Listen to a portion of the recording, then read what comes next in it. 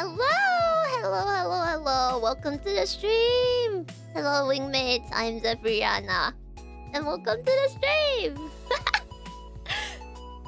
Bro, why is that R broken? I swear that is an emoji.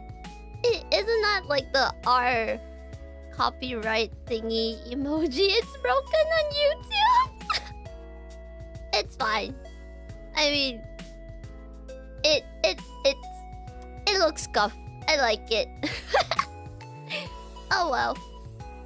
Anyway, yeah. So today we have our little Q&A session where you guys can ask me anything. Okay, so before I start the stream, I would like to pull your attention towards blah blah. Let me find the thing myself because I did not prepare for this. Hold on. I did not prepare. There you go. Okay. I wanna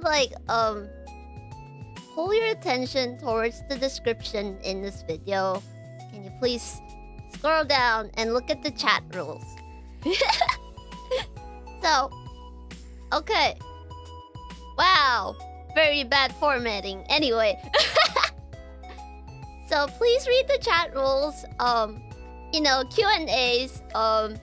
There are a lot of strange questions and stuff. So I just want to reiterate that, okay, look at the chat rules. Please be kind, inclusive, and respectful. Blah, blah, blah, blah. Just read it yourselves.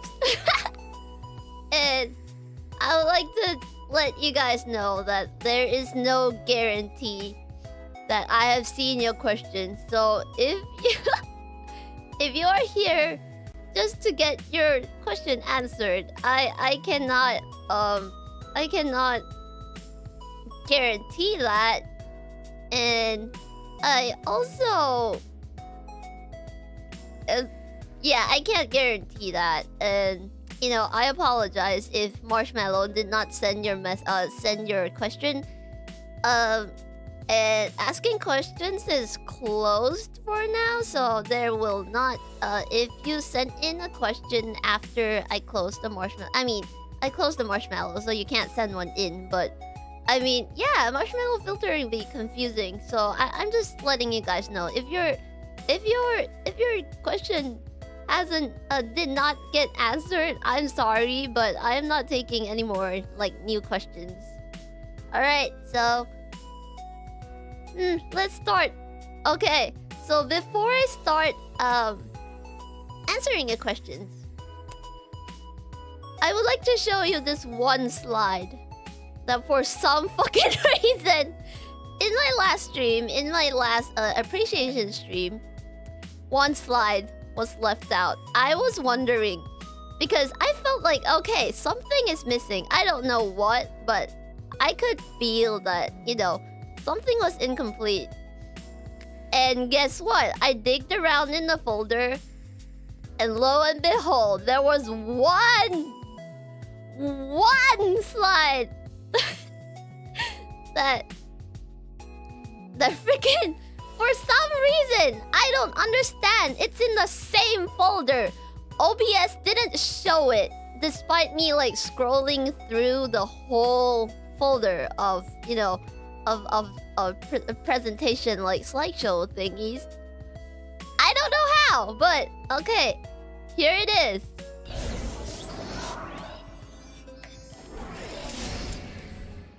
This is right. Hold on, let me get rid of my So this is Ryumi.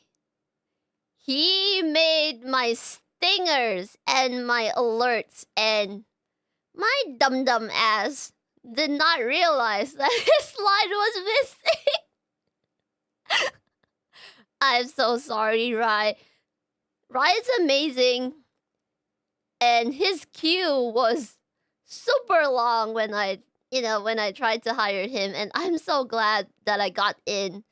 And you guys know what the alerts look like, and the stinger. This is the stinger. Look at how cool that shit is.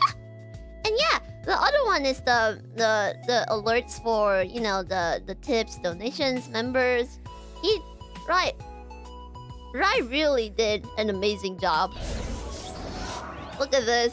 I love it so much. Thank you so much, Rai. Oh, thank you, Ferris, for dropping his link. Yeah.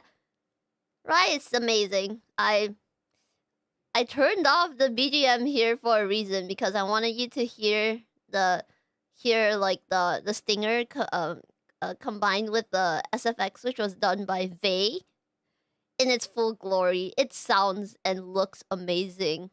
I like how he animated my logo too, like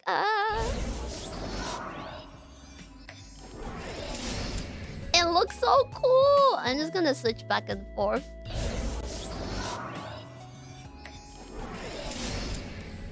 Look at that. That is so cool. Yeah, anyway, those are his socials. If you want something amazing at a very affordable price, go for Rai. He will not disappoint you. He is amazing.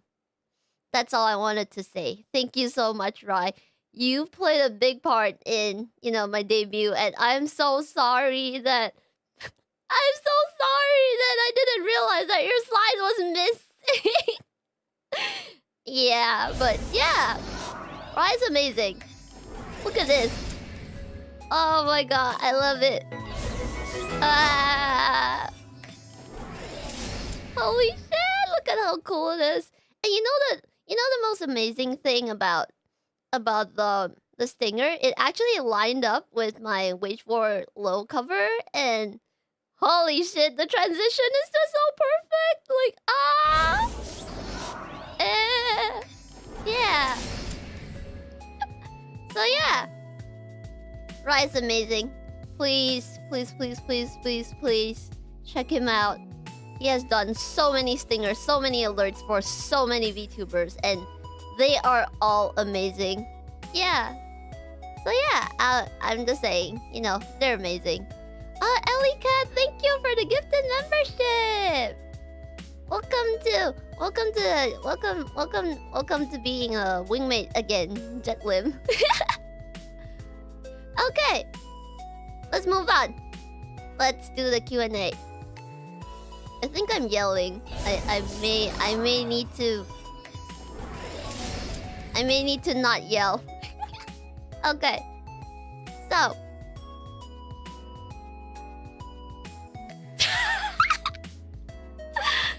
Oh my god, do we really have to start with this? What the hell? Who asked this? Okay, let me drink some water. Wow, I'm not ready for this shit.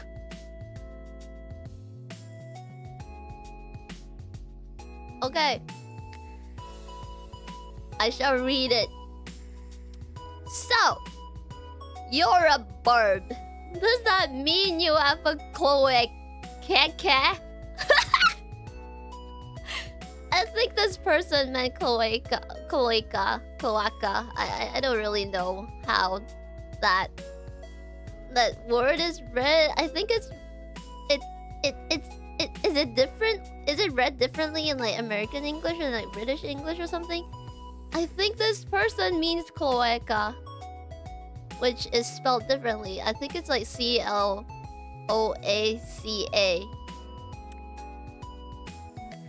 Do I really want to answer this? Cloaca. Yeah. Oh, you guys don't know what that is? Okay. Let me explain.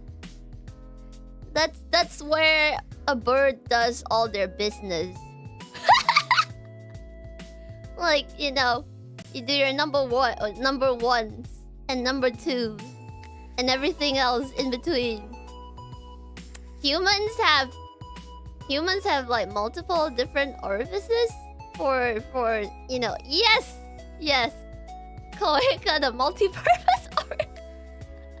Most birds have... No, it's not most birds. I think it's all birds, but I don't know. Maybe some hybrid bird, like, you know, like, if they're crossbred with, like, different species and stuff. Can I still post the marshmallow question now? No, they're closed. I just mentioned it at the beginning of the stream. I'm not accepting any more new questions. These questions are the questions are closed, and you know, all the selected questions are all in this little are like, you know, are all packaged into this thing.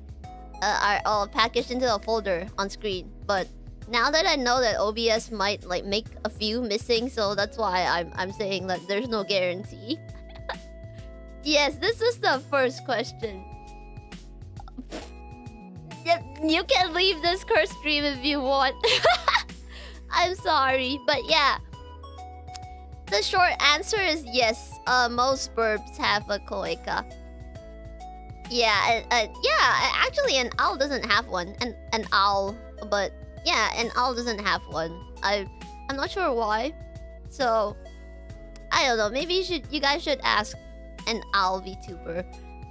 Anyway, my short answer is yes. So okay, next question. How you sing so well? How do I answer this? Okay.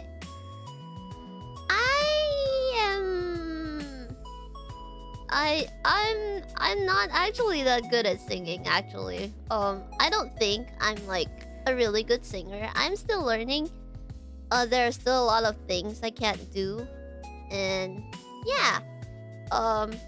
Singing is hard, and I don't think I'm that good of a singer, but how do I answer this? I guess I just practice, you know, and that's the thing. I don't really practice unless I am gonna sing a live show or something. So, okay, here's the thing.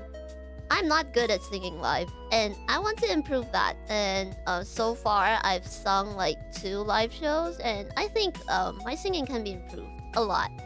So yeah, I would like to learn how to like sing live better. And how do I sing so well? I don't really sing that well. There are a lot of techniques. There are a lot of things that there are a lot of things that I wanna try. A lot of like singing techniques that I haven't like how do I put this? I haven't really I don't really understand a lot of things about my voice. So I still want to learn new techniques. I still want to learn how to sing like in a softer way, like some you know, in between ways. There's also rapping, and there's also singing in like different tones on different types of songs. I mean, most of the songs that I sing are like rock, metal, really aggressive stuff. I don't have that much experience like singing softer songs, and I would love to be able to like try jazz, you know, like different techniques. And I want to learn how to like do runs, you know, like fancy shit, like I don't know, what is that? There was this one run that I kept seeing on social media, like da da da da da da, or something, some shit like that. I don't remember, but yeah, I would like to learn how to do like really nice like runs and stuff like that. So yeah, I don't really sing that well, but I try my best, and I would love to learn. I would love to keep learning and try new things. And you know, in the future, I do want to do karaoke streams. But that's the thing.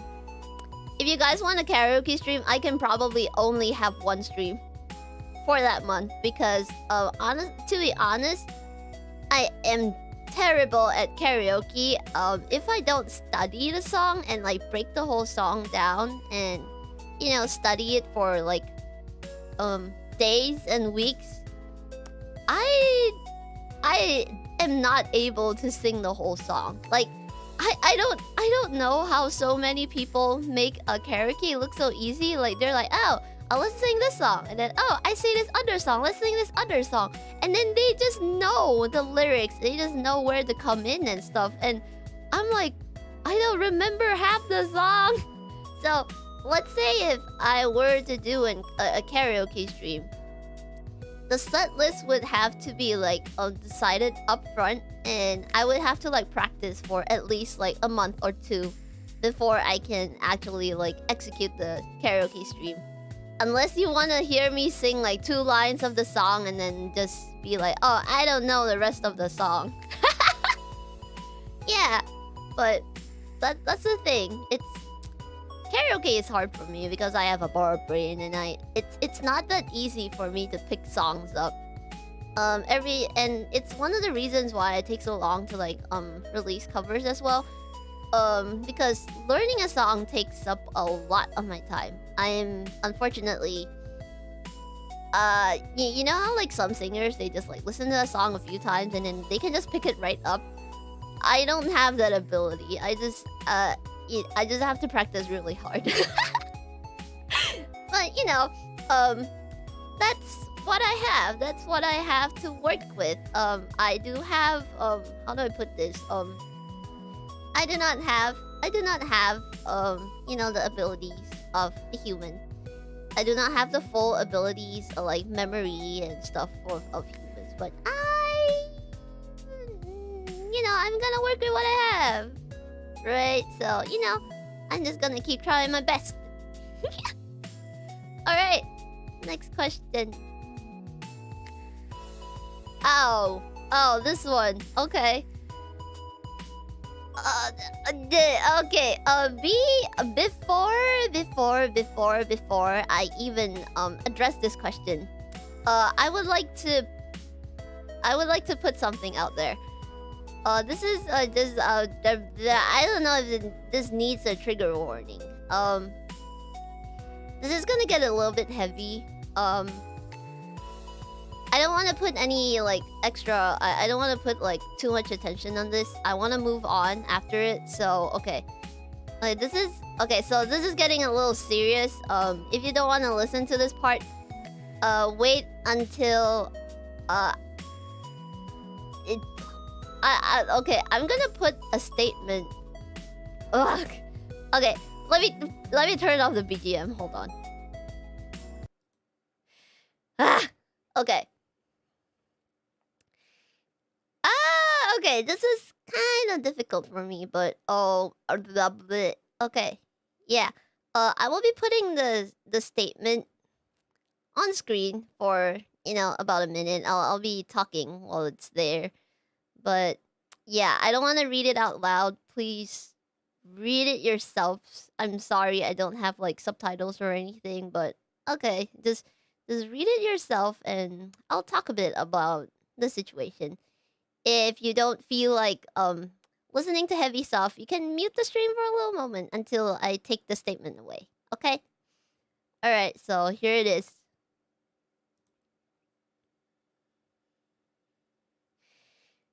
Not good, I know, but yeah, this had to be addressed at some point, right? So, let me talk a bit about the situation.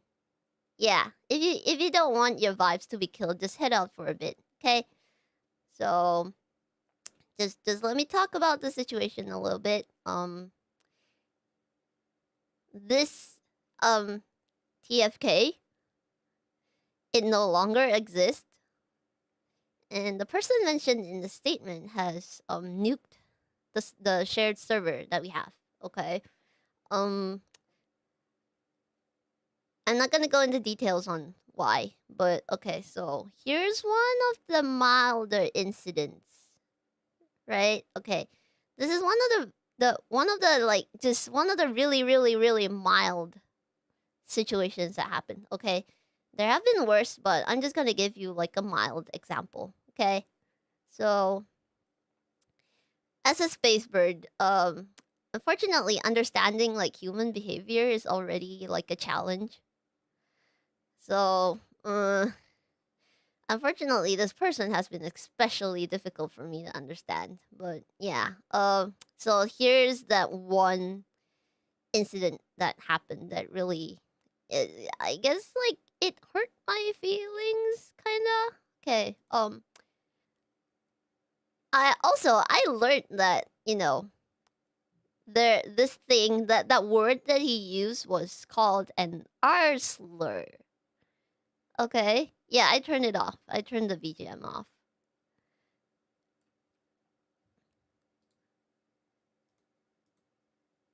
Um, hold on.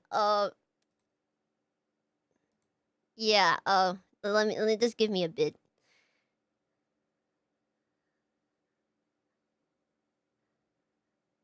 Mods, if you see any messages that, aren't appropriate, you can mute them if you want. Okay. Uh, give me a bit. This is kind of difficult to talk about.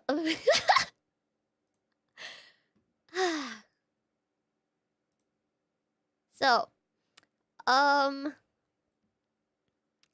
he has used the quote unquote. Okay. Honestly, I didn't know that word was a slur until someone told me. So, this person has used the R word towards me, and here's the thing: he justified it to my face. He justified it to my face, like, oh, I can use the R word on you because you are literally quote unquote R word, right? Okay. So yeah, he has said that to my face in the most like matter of fact way, and I was so confused because I was like, ha ha ha ha. Okay, is that supposed to be funny? But I don't get the joke, but okay. And then so yeah, he has placed some blame on me for his own faults, using me as a scapegoat for his problems. And yeah, I honestly blamed myself at the moment, but I talked to some friends and they were like, no, that's not your problem, So yeah. So the things that happened to him. So he blamed me for the things that happened to him. So I have now learned that that is unfair. You can't do that to someone, right? So okay, here's an example. If your bread is moldy, I mean, it's this has nothing to do with this person, by the way. This example. So, for example, if your bread is moldy, you can't be like, "Oh, this is Zephy's fault." It's because you're here that my bread is moldy. So yeah, it was kind of something like that, just way more serious. I cried about it and stuff. So yeah. Anyway, so he has so this R slur thing, he has resorted to using this to gain sympathy from friends and stuff. And that's kind of harmful to myself and my friends. It's very not nice. It still hurts to talk about this, and yeah. Yes, I think that's the word. Thank you. Gaslighting. Thank you. Yep. So yeah, that's just one of the examples. One of the very mild ones. Okay, so that's all. I won't go into more detail. So thank you so much for respecting my wishes of whatever is on the statement. Please respect my wishes from now onwards. I want to focus on moving forward in a positive way. I do not want like bad vibes in my streams and anything. So yeah, that's it. So yeah, we will move on in a positive way. I love my friends. And okay, I can read this part. This community holds a special place in my heart. Okay, so my top priority is to foster a safe and welcoming atmosphere. That is my topmost priority, and I wish to keep it that way. Okay? Alright, are you done reading the statement? If you're done, please fill the screen with hearts.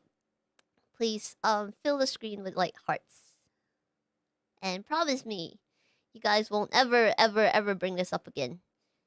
It doesn't matter if you know. If you it doesn't matter if you know like who this person is or if you don't. It doesn't matter, okay? So if you're done reading, put a bunch of hearts in the chat. Just fill it up with hearts. Fill up the whole chat with hearts. Let's do that right now. I shall do it with you.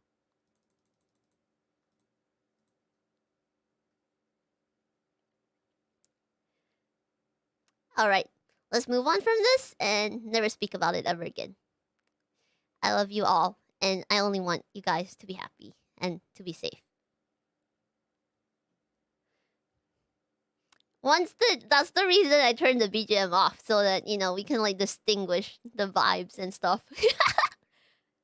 Alright, I'm just gonna wait for a bit until the chat fills up. You guys are amazing. Thank you. Thank you, thank you, thank you. You guys are precious, precious, precious. Thank you for the gifted memberships. I'm fun. Spreading joy. Alright, that's it.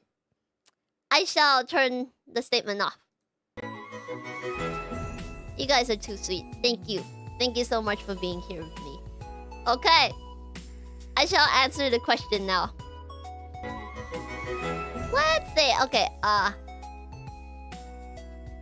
did we get to know each other? I'm just gonna assume, I'm gonna say that, you know, how did you and your friends get to know each other? Okay, there is me, and then the people that you guys are curious about are probably there's Leonard E. Claire, which we call Leo, and then we have Ku Yombai, who is my VTuber parent, and then we also have Ada M, who is another V-singer talent that I got to know.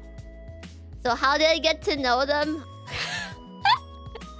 Honestly, I don't remember.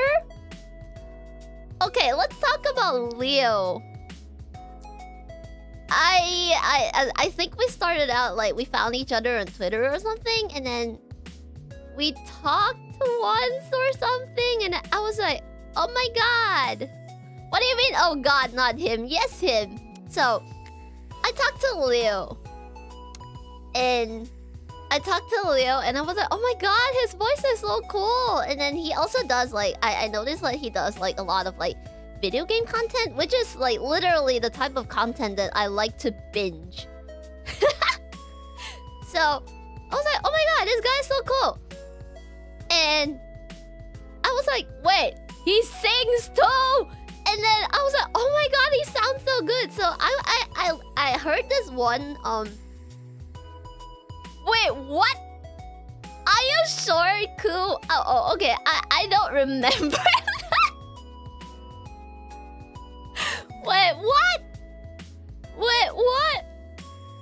Wait, really? I told him to call me daddy. Wait, what?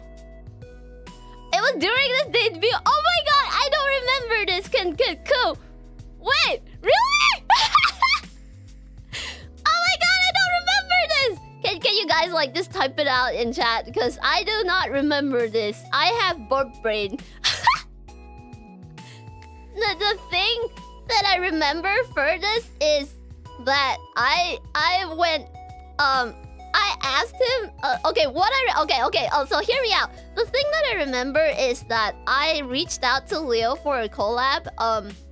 Because Aries made this really amazing arrangement of "Animal" by Deco27, and then I was like, oh my god, this would sound so good as a duet. Who should I ask? And the first person that I thought of was Leo, because he had the voice for it. So I was like, yeah, let's ask Leo. And I was like, wait, in Animal, there are also meows, so I get to hear Leo meow. So I was like, so I went to Leo and I was like, hey, Leo, do you want to sing this song with me? The arrangement is super fucking cool because, you know, Aries made a metal arrangement and I love it. But so, yeah, I wanted to sing it with someone. Plus, I want to hear you meow. I will never forget that. Bro, he sounds so cool though. was like, oh my god, Leo is meowing. First the bird tells him to call her daddy, and then she has this mad meow. Wait, I really do not remember the dad thing. I don't remember. Can you guys like recap? Lyoko and Zephy are just chicken nuggets. Oh my god. Okay. I don't know. I'm just gonna take Ku and Leo's words for the thing. I don't know if like Leo's debut VOD is up. Maybe we should watch it on stream together one day. I really don't remember this.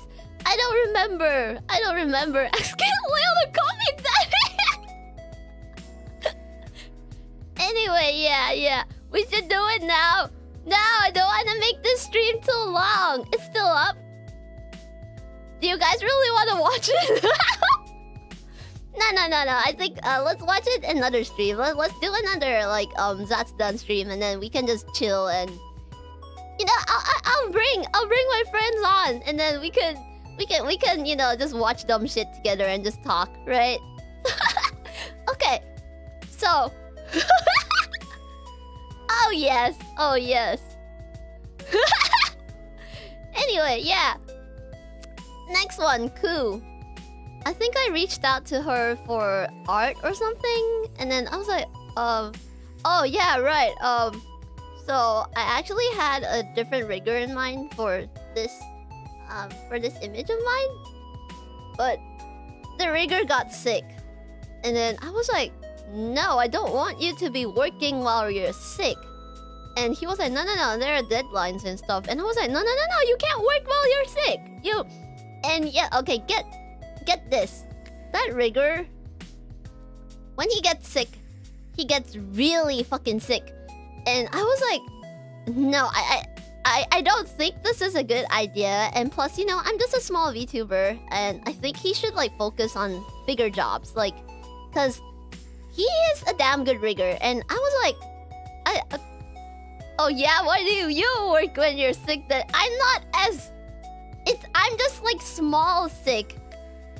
That guy gets really, really sick. Okay, so I'm like, bro, I don't think this is a good idea. I don't think you should be rushing this and stuff. But unfortunately, I also have like deadlines and stuff, because I was like, I wanna debut by this date.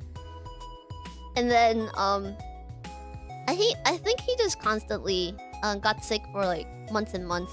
And I was like, and I didn't want to rush him, because honestly, I don't really mind like delaying my debut and stuff, because there were a lot of preparations to be made. But then by like I think by the 6-month mark, I was like, oh no, I don't think you should, I should take this off your hands, bro, because he had a queue.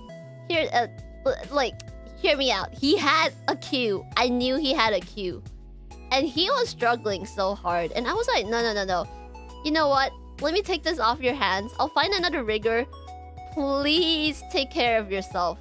And don't feel bad about it. I'm like, I shall just find someone else, because I'm worried about you, and I don't want you to be like, I don't want you to like sacrifice your health for my rig. And so I was like, okay, now what? So I found Ku, and then Ku was like, oh yeah, at that point in time, I think Ku was like just rigging her own models. Like Ku has like many models, okay? So and she was like, you know what? I'm kind of building a portfolio right now. So I was like, you know what? I was like, because I think by the time I knew Ku for a while already, so I was like, you know what? You can rig my model. Doesn't matter if you can like use me as like experimental material, because I don't have a deadline, and you can just kind of like fiddle around and just try a bunch of stuff on the model until you're finally satisfied with it. Yeah, it took us so many months, because we were trying to like because Ku and I like Ku shows me like when she rigs, and then we're like looking at the model and we're like, oh, let's try this, let's try this, let's try this, and then you know like, oh, how about we try this, and then we find new like sometimes we find like a nice sometimes we find like, you know, cool things other riggers share on the internet and stuff, and we're like, ooh, can we like kind of like incorporate that into the model and stuff, and then we just tried a bunch of stuff, and then bro, you guys don't want to know how many renditions of this model were there. Like we just Aku just kept like exporting and re-exporting and re-exporting the model, because every time we changed one thing, something else would break. But bro, it came out amazing, and I think like the most amazing thing about this model is okay, this model is okay, so you guys know my old like self-made like scuff model, right? So this one, when we finally like when I finally set up the final one, I felt so exposed, because you can see everything that I do with my face. You can see like if I do this like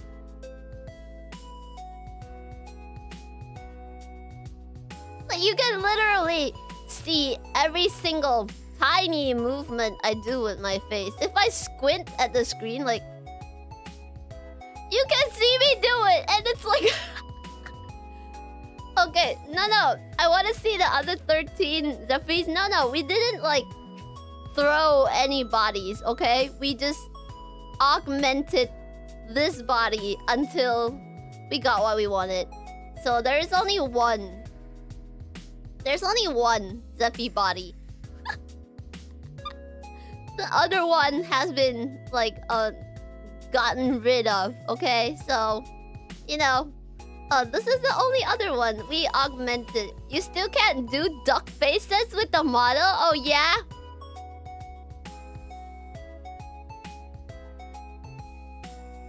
Is that a duck face?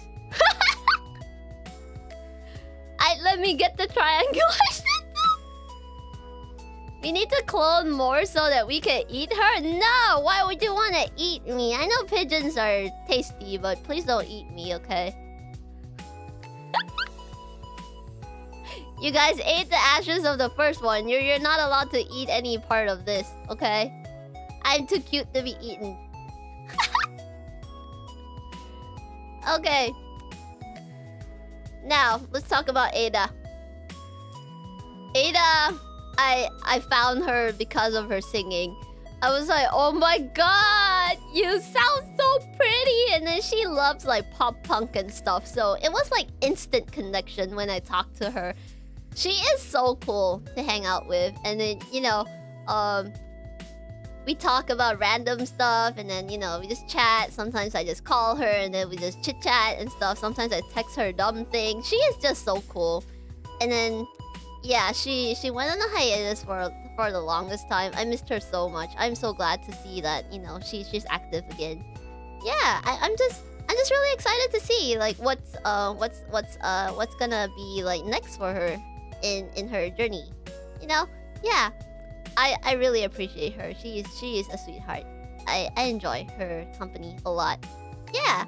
So I have sung a few songs with her, I think. Wait, a few? I think it was just one, but we kind of just like, you know, hang out, karaoke, stuff like that. Yeah, she's really cool. Yeah. I love her. I know you guys do. I know you guys love her too. Alright. I think that's about it. I guess, you know what? We should get us we should do a stream where, you know, I get all my friends on stream, and then we can talk about you can ask us like dumb questions. We'll just, you know, get on a call together, or we'll get on a Discord call together, and then, you know, we'll just chat and you can listen to the dumb shit that we do. Yeah. Simultaneously wingmates and sleepers. She's precious. I love her so much. So yeah, my friends are amazing. Hey, thank you for the gifted membership. Thank you, Ellie Cat. Okay, next question. Whose feathers are you wearing as a hairpin? A Lisso. Oh wait, also. Oh my god, the formatting. Who would win in a fistfight? A chill raccoon with ninja training or a really aggressive possum? First of all, okay, let me answer the first one. This is not a hairpin. This is literally part of my head. This is all that is left of my bird genes. For some reason, they decided to grow on one side of my head, and you know, the only difference is now I kind of curl them to the front so that it looks more like it, so that they don't like stick out to the side and look like really like poke each other, or like, you know, when I turn my head, I slap people with the feathers. So, you know, help it curling it in like this, like curling it in front the way it is right now actually helps a lot. So yeah. Wait, are they like horns then? Are they sensitive? I mean, obviously don't pull it. Don't, no! I want to pluck them out, use them to right. It hurts. Okay, so here's the thing.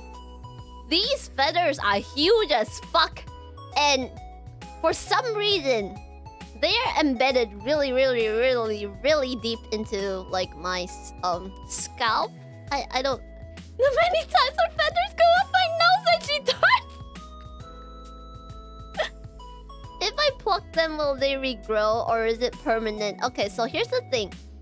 Feathers regrow. The reason they're always 3, I don't really understand why either, but okay, so when they grow, I think they grow out of this like the same pore or something. And then if one grows, it will grow under the other one. So like right now there's actually 4.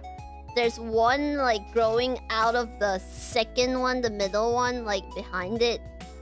But then when that one grows a bit more, the second one, the middle one, you know, the previous feather would just kind of fall off. But that happens very rarely because I don't know why. They just don't grow as well as like human hair. So yeah, you know, hybrid genes makes things complicated. I don't even know like why. Anyway, you know, sometimes I wonder this. Why didn't they grow on the top of my head? Or, you know, on my butt? Why there? Why on one side? Like, why won't they grow on both sides even? Like, do you keep them? I have some, but I also throw some away because, you know, okay, here's the thing. Feathers are kind of waterproof, but because I also have like, from my human side, I have hair. And you need to fucking wash hair, right? So what happens when I wash my hair is I accidentally wash my feathers too. And, you know, having soap on feathers isn't a good thing because it takes away the waterproof layer on the feathers.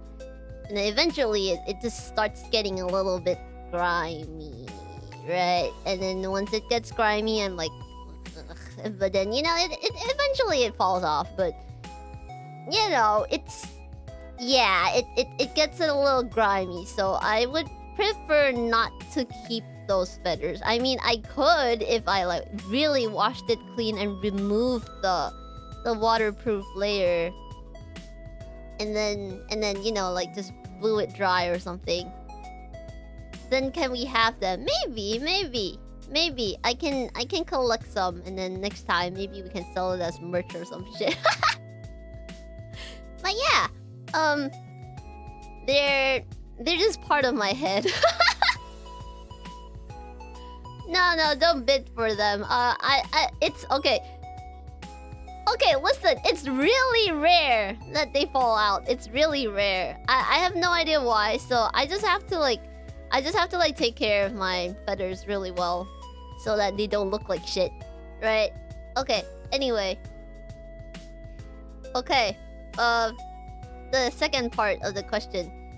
Also, who would win in a fistfight? A chill raccoon with ninja training or a really aggressive possum? Personally, I think it would be the chill raccoon. Cause, you know how like, Okay, so this is like something I learned about like human emotions. When you're angry, you tend to do stupid things. So if you're aggressive, you're angry, and then you're like what do you call it? Like you just do things without thinking. What's the English word for that? Impulsive. Yeah, okay, right. Impulsive. If you're like impulsive and really angry and really aggressive, you usually make like dumb choices, right? So when you're calm and collected, you tend to like think better and also like make better choices for yourself. So I think it also applies to like it also applies to, you know, it applies to like fist fights. When you're calm, when you calculate your moves. When you calculate your moves, you tend to do better because you're thinking straight and you're not just like charged by adrenaline and anger, if that makes sense. But you see, the possum is a possum. Are raccoons and possums the same size? Hold on, let me Google that. Are raccoons and possums the same size?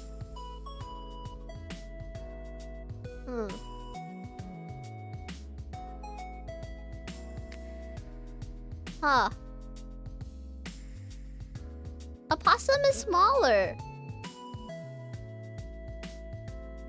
Okay, so I'm reading off my other screen. Possums live for 5 to 8 years. Raccoons live for 12 to 16 years. Physically, possums are about 30 inches long, and raccoons are 40 inches long, so they're slightly bigger. Height 8 to 11, so the possum is 8 to 11 inches high, and raccoons are 10 to 28. Raccoons are much bigger. Body weight 18 to 32 pounds for a possum, and for a raccoon it's like 7 to 20 pounds.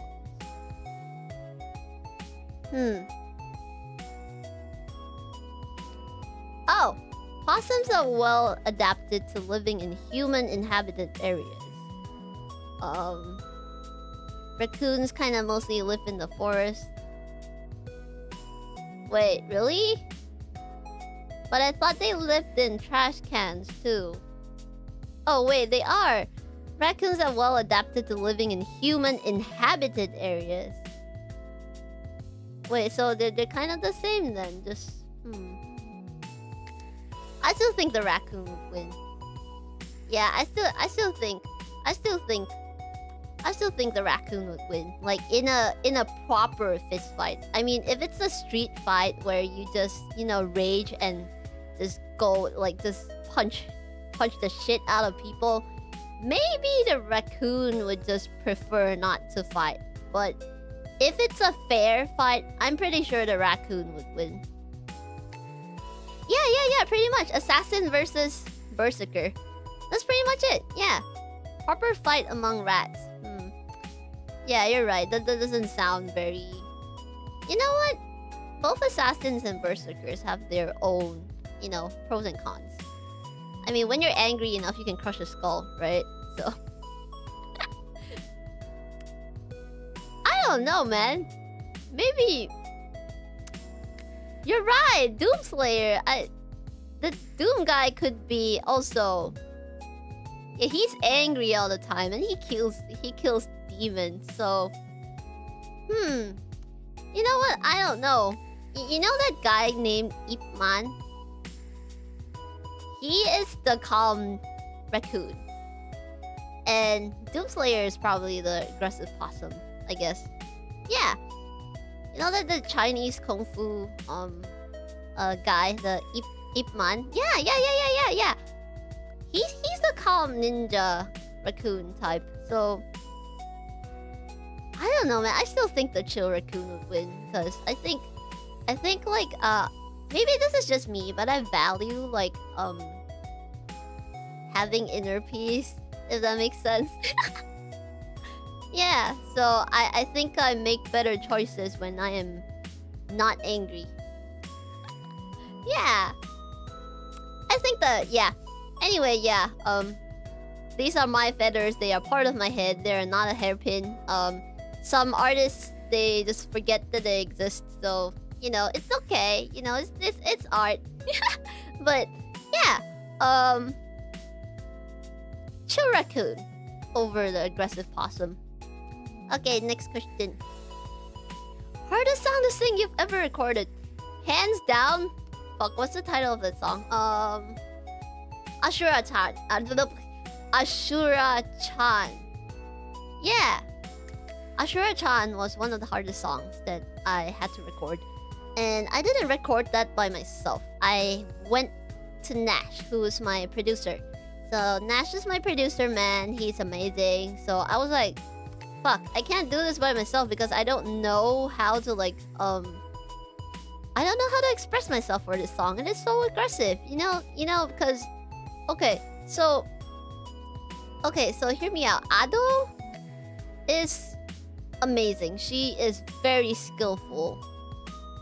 She uses very unique techniques to sing, and you know, she uses a large variety of techniques. She reminds me of Sheena Ringo because Sheena Ringo also does that. I think Sheena Ringo is also Ado is a big fan of Sheena Ringo, I think. When I listen to Sheena Ringo sing, I'm always like extremely impressed because she can manipulate her voice in so many ways, and those are things that I would like to learn. So, you know, the different kind of voices, the different kinds of techniques. I unfortunately have this problem where, you know, it's like all or nothing, kind of, like, if that makes sense. So, you know, if I can sing really, I can belt, but then if I try to like add in a little bit of color, it doesn't work. But if I add in a lot of color, it just works. So it's hard to get those in-between sounds. And Ado, people like Ado, Sheena Ringo, they're just really good at manipulating their voices, and it is very impressive. And I had to do a lot of studying, like, before I could record Ashura-chan, because, you know, I was like, oh, I'm not good enough to actually like sing this song, so I gotta practice. But, you know, Nash helped me out and it just worked out. I was like, man, you just know what to tell me to do. Like, he just like guided me. Basically he produced me. He was my vocal guide. He tried to, like, you know, he tells me like what sounds good and what doesn't, right? So we do retakes and stuff, and then he tells me, okay, try this technique, try that technique. So it turned out amazing. I still like that cover. So it's on my channel somewhere. That is hands down one of the hardest songs that I have had to record. That I wanted to record, actually. It wasn't that I had to. I wanted to sing that song. So the next one, the next challenge, and this is the reason I still owe you guys this. Oh, by the way, this was a long ass time ago, but remember that you guys remember that we fundraised for another Ado cover? And it's gonna be Tot Musica. I'm still working on that. I'm still practicing the techniques that are needed to record that. I still owe you guys that cover, but I promise you, I will not disappoint you. We have the instrumental done. I got A-Risk to do it. They are fire. You will not be disappointed. I love it. But I am having a lot of trouble. Not really trouble. It's more like I've been really busy lately, you know, with my birb duties and stuff, and I never have enough energy to like expend for the recording. So I'm just, you know, kind of like I'm just trying my best right now. But I promise you, it will happen this year. I just don't know when, because I'm kind of like okay, so a bird gotta eat. I am trying my best to, like, you know, sustain myself, sustain myself, Earth. You can't plant your own food. You can't just take shit off trees. So you know we gotta get this thing called money. So I'm doing my best. I'm doing my best. So I will get it out by this year, and you will not be disappointed because we have the most fucking cracked team that will be working on this. One day it will be out. I will try my best. Zephy, you'd never disappoint. The moment you disappoint, I'll be scared Earth is about to be struck by a meteor. No, don't have expectations. What? I can't grow my own food? You can if you have space, but I unfortunately live in a tiny nest. My spaceship does not have like enough, like, you know, my spaceship is like 300,000 feet in the air, so you know it's not ideal for plants. And well, I have some space plants, but not much, and I don't want to eat the same space plants all day. Oh, you can see them in the background actually. Can you see that? You see those green things behind me? Those are my space plants, and unfortunately they only live when I am like 300,000 feet in the air, and if I like land my spaceship closer down to Earth, they kind of just decide that, you know, we're angry, we're gonna die. So I'm not gonna take that risk. I'm gonna stay up here. Yeah, I mean, if I have to go down to, you know, Earth to like see stuff, I always have that like escape pod thingy, you know. This is like kind of a mini mothership, so I have like one of those like tinier pods that I can like you know, land on Earth.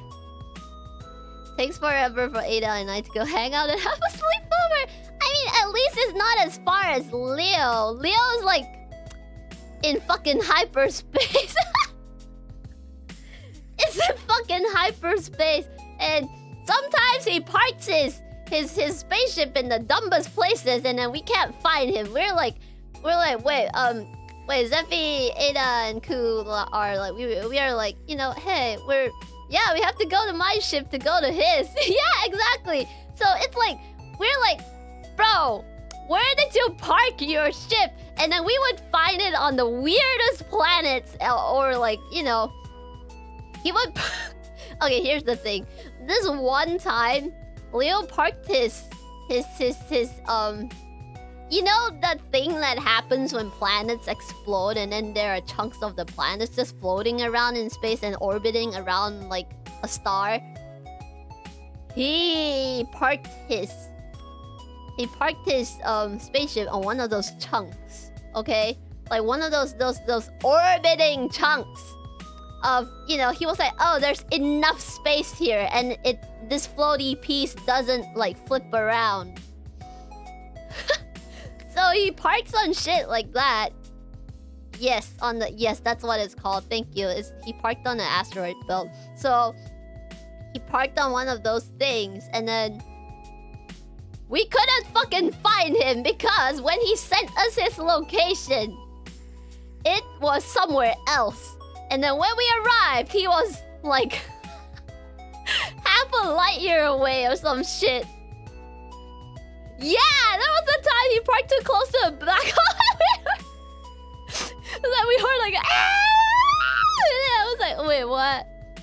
Yeah, because, you know, we have to use like communication. We can't like actually hear him. We could hear him through like the control panel. I was like, wait, what happened? And then, you know, being sucked into the black hole, you get ejected like somewhere else. So guess what? We had to spend the next few like hours or sometimes even days to figure out where the fuck he landed, and it sucks. This is why we keep having to fix his spaceship. Yeah. At least it's not a white hole. Wait, is that a thing? I don't know what a white hole is. Anyway, yeah. But you know, I love my friends. I would travel. I would travel for them as long as I can afford it. Oh my god!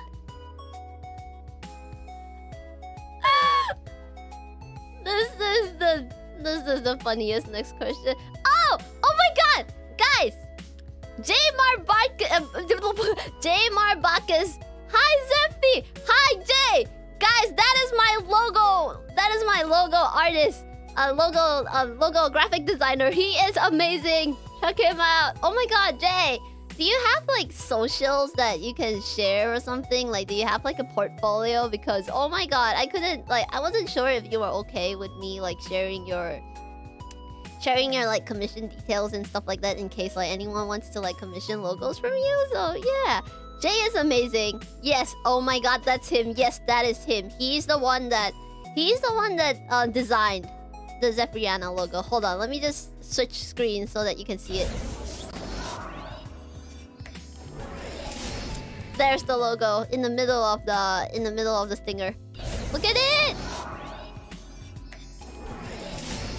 It is literally my identity now. Thank you so much, Jay. You are amazing. I wouldn't be here without you. That was like literally the best thing I have ever commissioned because it literally became like part of me. Look at it! And it looks so good in the stinger too. I love how Ryumi like separated the parts. It looks so cool. Check him out. Like send Jay lots of love. He's amazing. Oh, told Nash about the details, Zeph. Alright! Okay! I shall share them. Wait, is Nash even like... Nash, are you here? Send me the details. Send me the details. Where can I message you? You can text me on Twitter. You can text me on Twitter. I don't know if it works though. Cause Twitter weird. Oh my god, where is Nash? Okay, never mind. If I get his portfolio and stuff, I will share it on Twitter. Okay? I will share it on Twitter. I'm contactable through email, if for anything. Anyway, yeah. Next question. Leo is a sassy baka. True or false? Did Ada send this in? I guess true. He is only E. So he's not true or false. He is only E. I guess that answers the question. Oh, Ada! Ada's here! Ada's here! Oh my god. Ada, did you send this question? Ada! Guys, check Ada out. She is precious. I love her. Ada. I'm pretty sure you sent this in. But yeah, no? Oh, okay, someone else did. Never mind, it's not important. But yeah, gonna email you later, Zeph. Oh, okay. Please, drop me an email. I still have your email. But I'm too shy to reach out because I don't want to bother you for like non-business stuff. So yeah, thank you so much for dropping by. Thank you so much for dropping by. I really appreciate your work. This has been like literally... Your logo is amazing. I love it so much. Thank you so much for like helping me with my branding. It is literally... literally my identity now. It is like that logo is so important. Yeah, thank you so much. Thank you so much. I really appreciate you, Jay.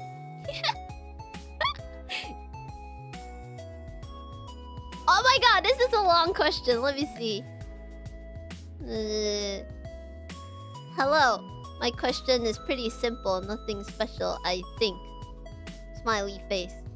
I'm interested in your choice for your whole model or the theme.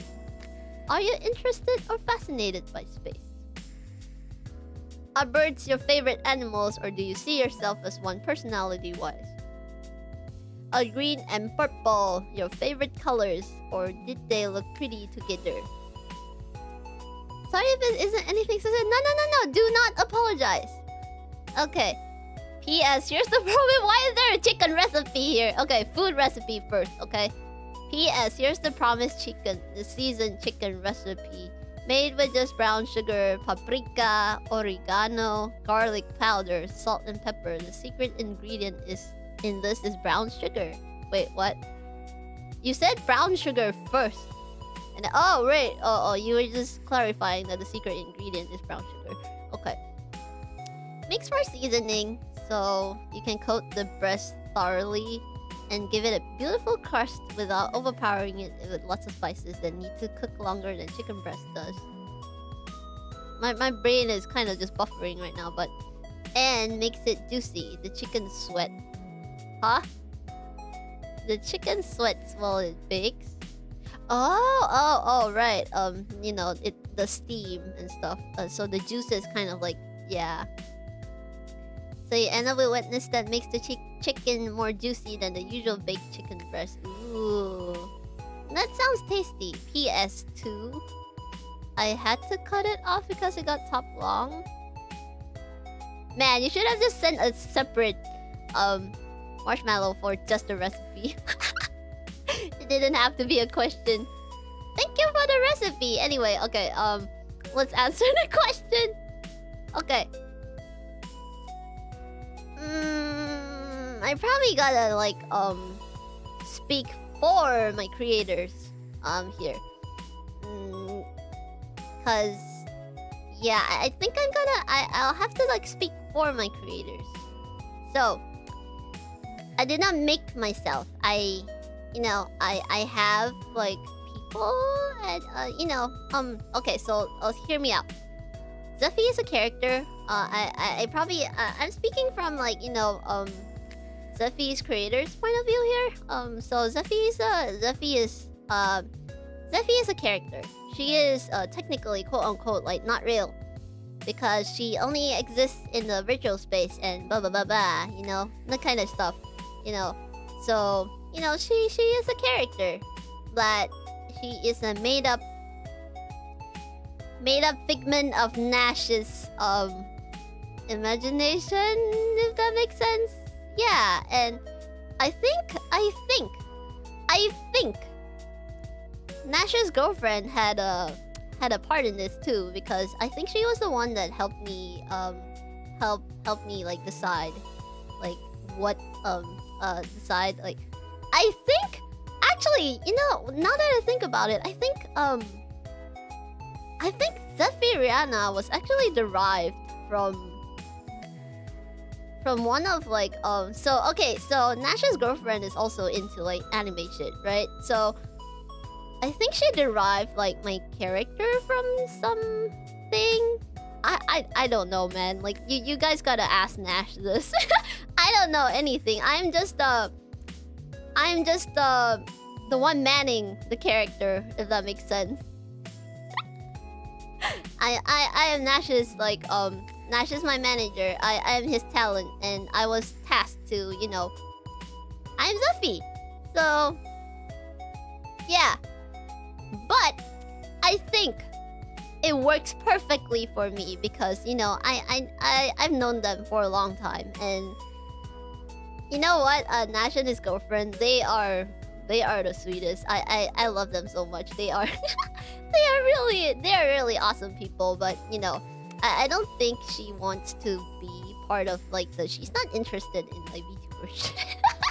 She just likes like she's good at like organizing stuff and whatever because yeah, no, I don't want to dox her or anything, but yeah,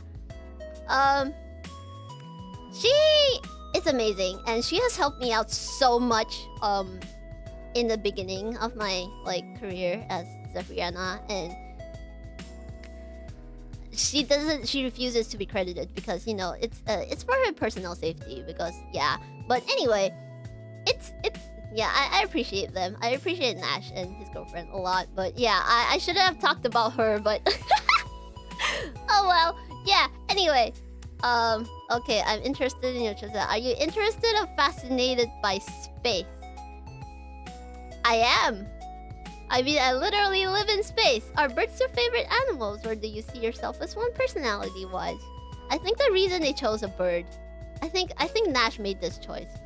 I think he chose a bird because it suits me. He's like, oh, you have a bird brain. Let's burb you up or something. So yeah, are birds your favorite animals, or do you see one as yourself? Personality-wise, I didn't have a say in this. So, are green and purple your favorite colors, or do they look pretty? Did they look pretty together? I actually requested for the colors. I was like, I like green, I like purple. You guys figure it out. And Nash was like, what the fuck? That is the weirdest ass combination. But then look, they made it work. I love them. Ah, Tsumeshiro! Welcome to the stream. Thank you for the super. Thank you for the snacks. Thank you for the snacks. So yeah, that's a little bit about the model. I think if you want to know more, you probably have to ask Nash, because he was the one that really helped me a lot in this career. So it's basically most of it was his like decisions, and of course I had my input. And you know, for this especially for this model, I had basically I was allowed to do whatever I wanted. So I basically just decided what I wanted. So that's pretty cool. I love how like Nash he just gives me like he gives me a lot of freedom. Even though he's my manager, he's my producer, he gives me a lot of freedom. Most of the time I just do whatever the fuck I want. He's literally the best producer that I could ever ask for. Yeah. Anyway, okay, next question. Wait, where's the question? Oh, there you go. Hi, Zephy! May I know your vacuum model and brand? How I wish Nash is my producer too. I know, right? He is amazing. Do you sing, Jay? Like, maybe if you sing, or yeah, maybe if you sing or you know, have a band or something, you can get Nash to produce you. Let me actually Google. Let me check what model. I think I have the receipt here from my purchase for the vacuum. Hold on.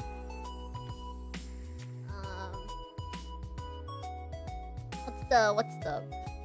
Let me find it. Man, I really need to do my taxes. Why do you have to do taxes on Earth? This is, yeah, I don't get it. Where is it?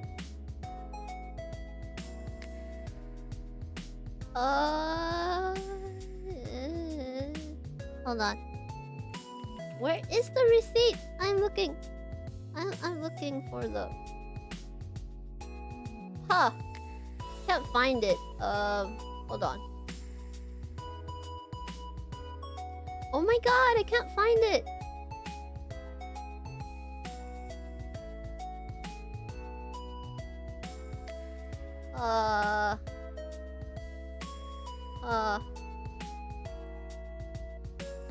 I'm pretty sure it's like 3,000 something. Let me see. You know what? I don't remember, but it was something max 3,000. Holy shit! I am not happy. I wanna find. Like, hold on. Let me find it. I'm not giving up. I want to tell you guys. I want to answer this question. Hold on. Where the fuck? I'm still looking through my receipts. It has been. What month is it? It's June. It's June. Oh my god. I'm still scrolling through my receipts. Okay, here's the thing. You could probably check the brand on Google and check on images for it. That's the thing. It's a space vacuum. I didn't buy it on Earth, so I can't Google it. I only have the fucking receipt for it. But apparently, with a receipt, you can claim like taxes on Earth. So I kept the receipt. But holy shit! What is the? Why can't I find it? Oh my god, why am I so invested in this? Holy shit. Oh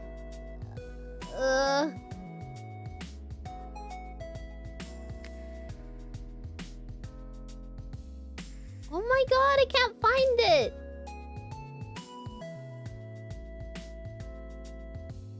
I really can't find it. I'm sorry, guys, but it's something 3000. Yeah, I don't fucking remember, but yeah, no, I don't remember. I'm sorry. But it's a something 3000. I will tell you when I find the receipt. Maybe I'll look for it like off stream. I don't remember. Let me see. Let me see if like maybe it's a 2000, not 3000. Oh my god, I don't remember the... Man! I am not happy. I wanna know. What the hell? No, I can't find it. What the fuck? Can you at least describe the vacuum? Okay. It has a like round barrel, and then a long tube, and then you attach like the attachments. Like there are attachments for like carpets, for like small spaces. There's also a brush attachment, and then it has a brush attachment, and then it's blue and white in color. It's not a Philips. I'm pretty sure it's not a Philips because that is an Earth brand. Holy shit. Why can't I remember? Okay, here's the thing. For space products, they don't write the model number on the fucking item itself. So, is it a Dyson? No, it's not a Dyson. But it does sound like a Dyson. I think Dyson is like a local like Earth brand. And it has this like weird like gun sound, which also sounds like my vacuum. So fuck, I really don't know the... Why am I so invested in this? What the fuck? I can't remember. I'm pretty sure I just told Nash like a few days ago. What the fuck? Man, I really don't remember. Sounds like a Vitara or Aqua. It sounds closer to the first one, but fuck. Yeah, this space product system logic kind of bad. I think it's like Aqua Vacuum Cleaner SW3000. No, it's not that one, but close enough. Oh my god, I don't remember. I'm pretty sure I just told Nat. You know what? Let's look in my chat with Nash. Oh my god, why am I so invested in this? It is just a fucking vacuum. Oh wow. I just scrolled through my chat with Nash and we were looking at a bunch of girls. Let me see. Songs, a bunch of songs, game screenshots, blah blah blah blah. Man, I really don't remember. Oh my god. Why is shit hard? Cause I may have just told Nash about it like by looking for the receipt. Did you get the cleaner for dirt cheap? Plot twist, it's not a vacuum cleaner at all. Oh my god, Nash, help! I'm pretty sure I told you this like a day ago. Like, do you remember? I don't remember. Never mind. If I find out, I shall post it on Twitter. Okay? Or I will tell you guys in the next stream. Anyway, next question. I give up.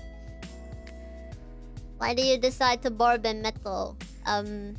Nash asked me if I wanted to scream, and I was like, sure, I can try, and here I am. Because, okay, so here's the thing. Nash is a metal producer, okay? So Nash is a metal producer. He was like, you know, you sound like you can scream. And I was like, what are you on about? Are you crazy? And he was right. He could get me to scream, so whatever. Yeah, I'm now a metal birb singer. Yeah. You could say that she's sucked into this. Not anymore. I will find a model of that vacuum for you guys. I promise.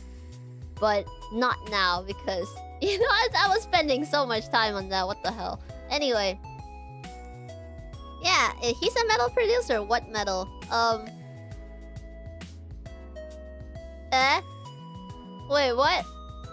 He found a pigeon from the street and liked how she screamed. Yeah, pretty much. He just picked me up from the street and he was like, do you wanna scream? Do you wanna record you screaming? And I was like, sure. Sure. Aluminum? I guess so. Or like copper, maybe. Yeah, aluminum metal producer. Close enough. Anyway, next question. Not a question, but you're the best bird. Thank you! This is so sweet!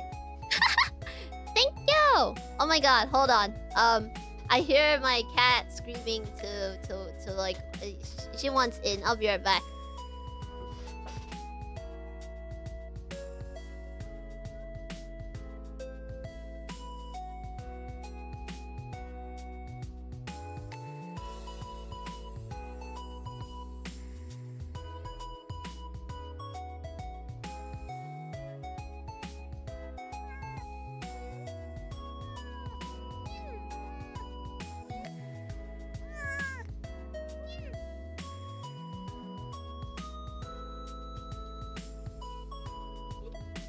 Hold on.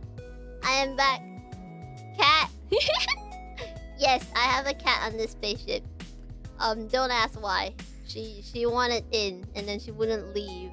So it's my cat now. Anyway, cat. Meow mix cat. It's your friend. You're both cats. Oh, she's walking over the table. Meow. Anyway, okay. Next question. No, don't eat my mic. Oh my god. This is why I don't let my cats in while I stream. No. They want attention. Very important question. Unlimited bacon but no video games. Or game? Unlimited games or no... What? Hold on. Unlimited bacon, but no video games. Or game? Unlimited games, but no game. What? The English isn't English. Wait, let me process this. Unlimited bacon, but no video games. Or game? Unlimited games, but no games. I assume you're asking me like if I would choose, but if I was forced to choose between bacon and video games. Yeah, how do you play unlimited games when there are no games? And how do you game when there is no games? Okay, it's a meme. It doesn't make sense. That's the point. Okay, you know what? Here's my answer. I would have unlimited bacon, but no games, but also unlimited games. Okay? Okay, next question. What kind of bird is best? Pigeons. Pigeons are the best. Because I'm a pigeon.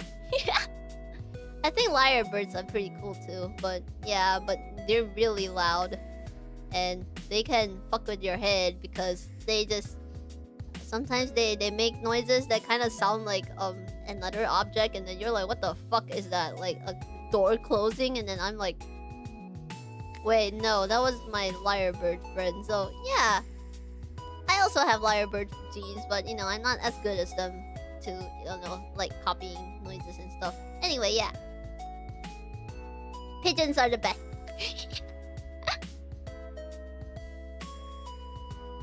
Beautiful answer. Thank you. I tried. Who asked this? What is your Twitch stream key? I don't stream on Twitch. So my answer is I don't know because I never checked. Hey Zephy, just want to say thank you for your hard work and blessing us with great content all the time. Aww, you're so sweet. I love you, your personality, your voice, and did I tell you that I love you? Aww, yeah, you'll always be the coolest space bird that I look up to, literally. Oh my god, don't flatter me. That is so sweet. Keep up the good work, and may success be your middle name, Zephyrianna. Successful verb. That is so sweet. Thank you, whoever sent this. You know, I'm just gonna say this. I think I am just, I still think I am like a small VTuber. And sometimes I still think that I don't deserve what I have. Because, you know, I feel like, compared to a lot of VTubers out there, I don't have the abilities. I may try really hard, but I do not have the natural abilities of a lot of other, you know, a lot of other talents, you know. And yeah, I think I am very grateful for what I have because, you know, without all of you here, I wouldn't be here. So that is I'm honored to be here because, you know, it's just so surreal that I get to do this as one of my. Okay, so I've mentioned before that I have had to, you know, Earth is hard, and I have had to like work many jobs, like 3 at some point to sustain myself here, and being here, making content for all of you has enabled me to quit one of those 3 jobs, and it is so surreal because okay, I gotta tell you guys this. Affording a spaceship is not easy. And this month, just from YouTube earnings alone, I was able to pay my spaceship rent. I was able to pay my spaceship rent. It's a shabby spaceship. It doesn't cost that much, but it's so surreal because what the fuck? I am paying rent using like earnings that earnings from content creation. It just felt so unreal to me. Like that was the first time. Like the first time I looked at, you know how like Google does the payouts at the end of the month. This is the first time I looked at it and I was like, wait, fuck. This covers my spaceship rent, and I was just. Bro, I cried. I just sat there and was like, oh my god, like you guys made this happen, and I'm so fucking grateful. Fuck. What? Talking about this makes me wanna cry. But yeah, it's so surreal because I never knew that I would get here, because I still remember, like, you know, when I released my first cover, I started from nothing. Like look at how far we've gone. Like, without all of you, this wouldn't have happened. Like, what the fuck? With all your love and support, this happened. I am able to, you know, not be just spending 18 to 20 hours, probably not 20 hours, I need to fucking sleep. I think it's like about, okay, so wait, what is 24 minus 8? Because there was a time in my life where all I did was go to work and come home and sleep. And then the next day I would go to work and then I would come home and sleep. Including the weekends because I just couldn't afford anything. Like Earth is so expensive. That was all I could manage to, you know, keep a roof over my head. Like it was so hard and we're here. Like now we can fucking pay my rent with content creation money and that means I have more time to do more stuff for you guys and I'm so happy about that. I mean I still don't stream that often because I can't afford to. I don't have the time, but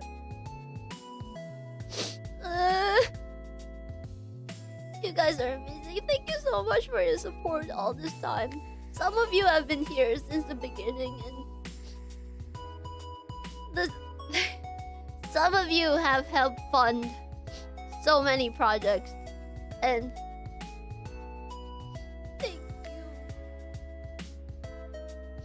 thank you Jay. Thank you for being proud of me. I'm so glad that Nash like recommended you to me. You literally kickstarted my career. So Michiro, thank you for the super chat. Ellie Cat, thank you for the gifted memberships. Thank you for sharing the love. Ferris, thank you. Oh my god. Fuck, why get this is like debut all over again. I'm just gonna I just cry. I don't know, man. I just not gonna lie, I will never stop crying about this because you guys are so precious to me. It means a lot. Your support really means a lot.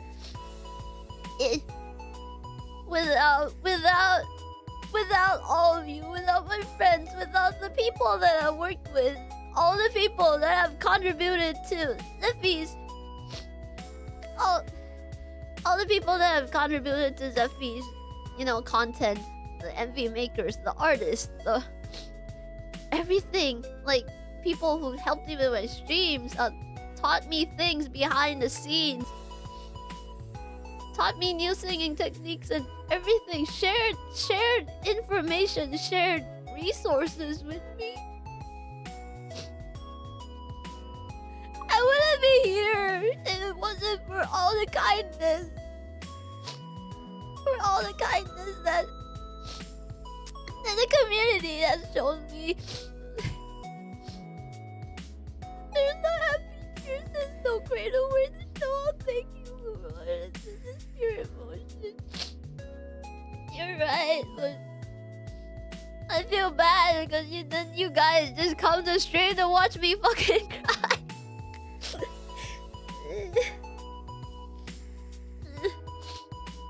Let me wipe my tears. Thank you for all the head pats. I should really get you guys more emotes. I just don't know what to get yet. I shall do the emote stream thingy with Leo and see what kind of bullshit we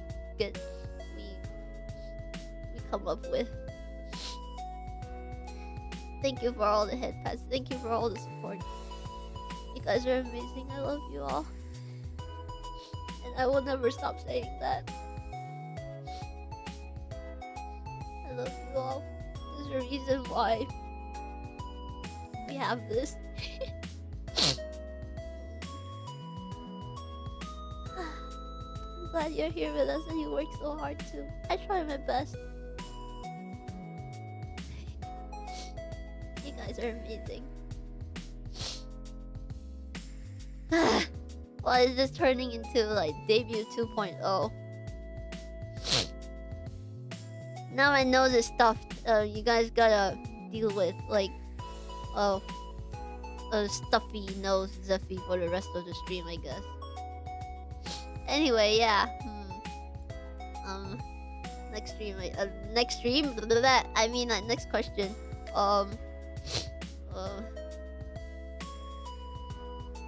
I shall stop crying. Hug the bird, spoil the bird, make bird always happy. I am always happy, especially when I'm with you guys. I mean, I'm also very nervous sometimes because, you know, I'm not gonna lie, every time I start a stream, the reason my starting screen is 5 minutes is literally because I just sit there and be like, and then I just, you know, like deep breath, you got this, and then, you know, hyping myself up to you know, like be able to, like, you know, have a good stream. I don't want to be on stream and be like, hi, hello, like that would be kind of dumb. So, you know, the first 5 minutes of my stream, I usually just sit in front of my computer and hype myself up to, you know, prepare for, you know, everything. Thank you for joining the Wingmates. Welcome, Shinano Yokosuka. Welcome, welcome. Hey, it's Vay! Vay! Oh my god, I can't join in for today, but please have a good stream. Keep in mind that everything you're doing is much appreciated. You too, Vay! Please take care of yourself. And please, don't feel obliged to tune into my streams. Bots will always be up, so, you know, you can always watch it later. Man, Vay, you deserve more. You deserve more love, babe. Thank you so much. Okay. Next question. Workplace is hella swamp. You should chill. You know, just don't stress out, babe. You got this. Ariel, hello. Welcome to the stream. Yeah. Oh my god, I'm sniffly. Oh, this is a nice question. Will you reaction? Wait, what? I can't read. Will you music reaction streams or / video? Would love to see you react to new music and stuff. You know, we should actually do this one day. I just wanna... Okay. I wanna talk about something that happened before. Okay, I used to have, like, on my channel name, it was like Zephyrianna channel / Metal V Singer or something. And then what I did, what happened was someone sent me a picture, sent me a slide with Abbott on it. I believe that was a band's name. On the slide, like as a birthday wish, and then I asked on stream. I was like, "Wait, is this Slipknot?" And everyone was like, "Holy shit, you don't know this band! How could you?" I mean, I am... No, not ABBA. It's Abbott. It's yeah, I thought it was that ABBA. And then they were like, "No, that's not the right band!" And that was funny as hell. So... that was funny as hell. Because, okay... I swear, okay, I'm just gonna out myself here. I do not know shit about the metal scene or anything of the sort. I am yes, fake metal V singer, shake my head. Yeah. So what happened was I was like, you know what? I'm renouncing my title as metal V singer. I am no longer a metal V singer. I am just a singer. Cause honestly, okay, let me just tell you this. I don't actually know much about, like, bands, you know? And everyone is like, okay, here's the thing. You know how everyone is like, this is a Malaysian thing, like, recently. They were like, "Oh my god, Coldplay is here. They are amazing. We gotta, like, fight for the tickets and stuff." And I was like, who's Coldplay? And then someone showed me like a song of the band. I was like, "Oh, this song." And I was like, "Oh, this band." And then 3 minutes later, I'm like, oh, that's Coldplay." And like, here's the thing. I listen to songs. I remember the songs that speak to me. Unfortunately, sometimes I remember the song, but I don't remember the band. Oh, you listen to metal bands named... Oh, wait, Nash is here. Nash, remember I told you what the fuck? Nash, what's the brand of my vacuum again? I swear I told you, like, just a few 2 days ago. I can't find the conversation. And I don't remember what brand my vacuum is. Dyson? Is it? Is it a Dyson? Wasn't it a something 3000?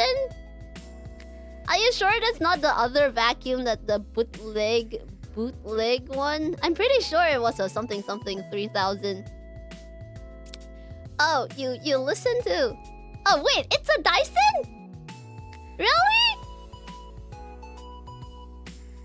What the fuck? Really? So it was a Dyson. I swear, I thought it was a something 3000 because it doesn't have the same... What the fuck? Does this mean Dyson like produces like vacuums in outer space as well? What the fuck? Oh my god!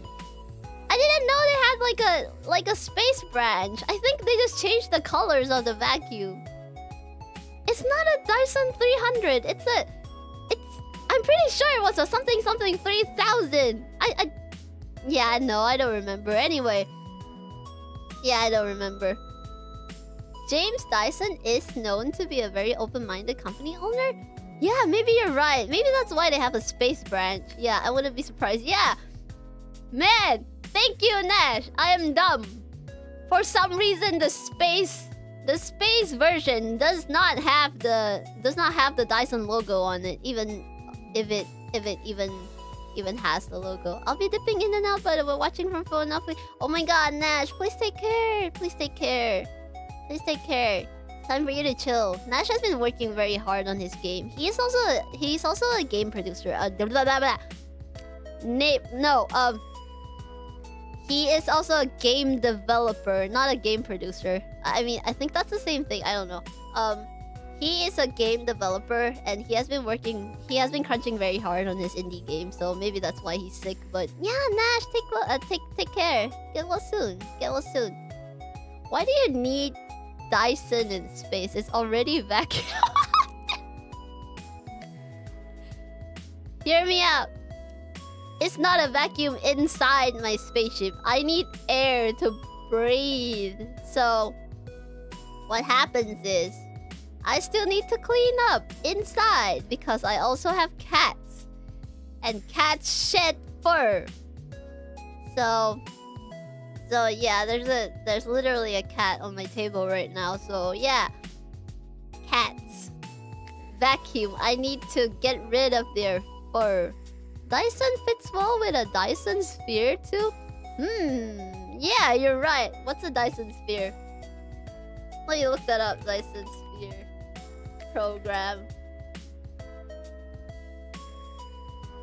Oh wait, it's a game? Oh my god, this looks cool! Factory simulation. Whoa! A concept? It's a concept? Huh. Wait. Or you're talking about the what do you call that? The Dyson sphere is the ring. It's yeah, the ring around the basically the energy ball of. Right. Oh, do you guys know? Do you guys know? Yeah, I have. I did introduce Jay to chat. Chat thinks he's a Chad. From what I know as a space verb, a Dyson sphere is kind of one of those. Dyson sphere is one of those. You know those like glowy rings around a planet. If you want to know if you can like stop there, like this is like if you're using a spaceship. If you want to know if you can stop at that planet, they usually have this ring of like floaty ring thingy, and then usually what some planets do is they also have like this shield around the Dyson sphere. I didn't know it was called the Dyson sphere, by the way. I just thought it was like a glowy ring thing. So anyway, if the planet has like living things on it, usually you can see like a Dyson sphere around it, and that's how you know that you can kind of like stop there to like refuel, or you know just go to the planet and kind of like look around and stuff. So yeah, Dyson spheres are cool. Thank you for letting me know what it's called. I didn't know. I didn't know what it was called. Now I know it's a man. You guys know more about space than me. I'm not like, you know, maybe I should renounce my title as a space form. Okay, so about music reaction streams, we should do that one day. Maybe I should open a forum so that we can like, you know, just listen to stuff together and eat and whatever. I'm not sure if this is allowed though. I think no, I think it is. You can kind of just watch stuff. I mean, we should probably like you know, avoid like super mainstream stuff, because that way it will get like copyright claim. Wait, actually no. If you do reaction streams, I think you're gonna just get copyright claimed anyway. I'm not sure. You know, we can try one. I wonder if they will have a space for planet in Starfield. Oh my god, Starfield is so nerdy. I love it. Like I checked out like the trailer and the explanation video thingy that Bethesda Game Studios put out earlier. It looks pretty cool. I think I want to play that game. Anyway, next question. Oh wow, it has been almost 2 hours. Holy shit. Ah, I'm trying to get into singing with distortion, like Chester Bennington from Linkin Park. I love that. Chester Bennington from Linkin Park. I'm braining. Which band is this? Is it the guy with the scratchy voice? Oh wait, you're right. I mixed the cover of someone singing Lost in the Echoes. So it's that guy. Na na na na na na na na na na. It doesn't even matter. Yeah, I think it. Yeah. Okay, I know which guy it is now. Oh my god, I am so dumb. I was teaching you to do Chester Fry scream. Shake my head. I'm sorry. I am dumb. Do you perhaps have a tip or routine you found in your singing journey? Okay. So with distortion singing, it is a very strange concept, because you have to like you don't actually like. Okay, here's the thing. If it hurts, you're doing it wrong. You gotta find what works for you, because there are different kinds of singing with distortion. There's the okay, let's take Kingslayer for example. Kingslayer, come and collect us from the night. Oh my god, there's no distortion there. It's not working today. Yeah, there you go. The kind of like distortion. I haven't warmed up, so you know, obviously it's not kind of not working, but yeah, there you go. You hear that a little bit of distortion. It's actually a certain way you like manipulate your throat. It shouldn't hurt. There's also the jazz growl, which is like yeah, what was the song that I covered again? Hito ga miteru kara haenakya. That's a jazz growl. So there are different. They are different techniques. They use different positions in your throat and stuff like that. So you just have to figure it out. Yeah. Not photogenic. Thank you. You just have to figure it out. You have to like, because ha and ha, it's ha and ha. It's like two different techniques, and you gotta figure it out. Like it's different. It's different, and you gotta find out how it's placed in your throat, if that makes sense. To question asker, look up tutorials on fry screaming. Yeah. Actually, Chester Bennington does a lot of fry. And here's the thing.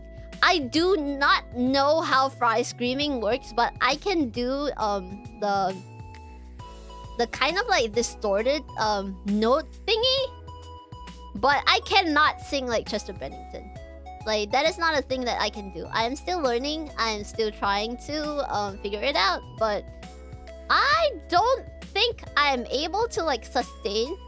Yeah, I don't think I can sustain like a fry and also a note at the same time. It is difficult and I'm still figuring it out. Nash is helping me out with it. I'm also yeah, Koo. Koo's right. We are on a fry screaming learning arc. We have like a little server and then we have this channel literally called Fry Screaming, and not just any fry. We have the fry emoji. So it's literally like, oh wait, where's the fries? So the channel is literally called Fry Screaming. So yeah. As Zephy said, each individual person will have different ways to do it. You just have to keep trying different things until it clicks. That's the thing. Okay, here's the thing. I'm just gonna tell you guys. Okay, I am really bad at fry screaming. I don't know how it works. I can only do like I don't know what it's called. I think Nash called it hybrid screams. So it's like, let me see if I can do it right now. Let me just mute for a bit so that you guys don't. Okay, right. Okay, I think I can scream right now. Yeah! So that is not a fry scream. Apparently, according to Nash, fry screams don't take as much energy, and they're like yeah. So I can't make that sound. Like, for some reason, it just doesn't work for me. It's like, yeah! It just sounds weak as fuck. And if I try to, like, project a little more, yeah!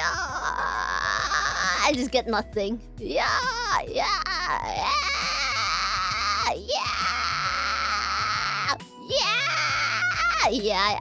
I can't do it. I just don't know. It's either, for me, it's either like, yeah! Or like, yo! But nothing in between. So I don't know. Nash is still trying to teach me. He has like sent me to one of his friends' places. Who is okay, so we have this project with we have this project with a local Malaysian band called Purba Wara. And that dude, oh, I think he has been in my debut stream. His name is Ziddy. He has been trying to teach me the fry scream, and I don't fucking get it. I don't fucking get it. And yeah. What's that link? Oh! Ah! Oh my god, how do you do this? Pterodactyl sound. Ah! How do you do this?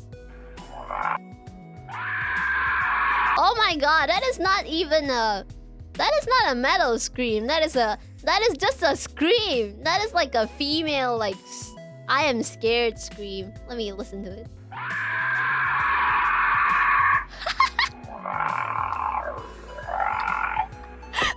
Yeah, Nash sent me that link, so it's like, I don't know. I mean, learning fine control of your body is hard. Yeah, so I just need to sound like someone dying. So that's the thing. I use the same exact technique to make a pterodactyl sound and fry screaming. See, it doesn't work for me. So I don't know. Apparently, according to a friend that's that's familiar with working with singers, he just took one look at me and just like, you're small. I have a friend that, you know, does vocal coaching. He literally just took one look at me and he was like, you're small. I don't think that is a sound that a small person can make with the same positioning as a big person, because they were like, you just don't have enough space in your throat to make that kind of sound. You gotta like do it your own way. You gotta experiment and see what works for you. You can't like try and copy paste someone else's techniques for yourself, because your your throat is your throat hole, as Koo calls it. What is it called? Your trachea? Windpipe? Yeah. I have a narrow windpipe, and you know, Nash has a wide one, probably because he's also a man. But I also have a small, like my natural speaking voice is pretty high, so like even when doing normal metal like low what people think are like mid screams, those are actually pretty low for me. So when people say when Nash is like, okay, go for a low scream, then I have to like pretend to be like huge and puff myself up and squat on a fucking chair and go like it's not working because I'm sitting. I need to actually squat on my chair for it to work. I'm too lazy to get up. Anyway, yeah. It is. Lol played in my car when my mother was with me. I like the girl, but the other one, I'm sorry. It's actually the same person. Throat hole be hard to maneuver. Yeah. But yeah, that's the thing. I am still very new in this journey. I'm only, you know, I've only been doing this, you know, singing, recording, producing, VTubing thingy for like, barely. I mean, I'm fucking 2 years old. Like, you get what I mean. I haven't been here long, so it will take a while before I actually know what I'm doing. But you know, I'm grateful because I have people around me. I have people like Nash. I have like friends that support what I do, and you know, I have a place. I am like 3,000 feet in the air. If I scream or practice, no one's gonna say like, "Hey, shut the fuck up." So I'm blessed. I may have to move the positioning of my spaceship though, because there have been more planes using this route, and I don't think I'm supposed to be here. I probably need to move my spaceship soon, but we'll see. Anyway.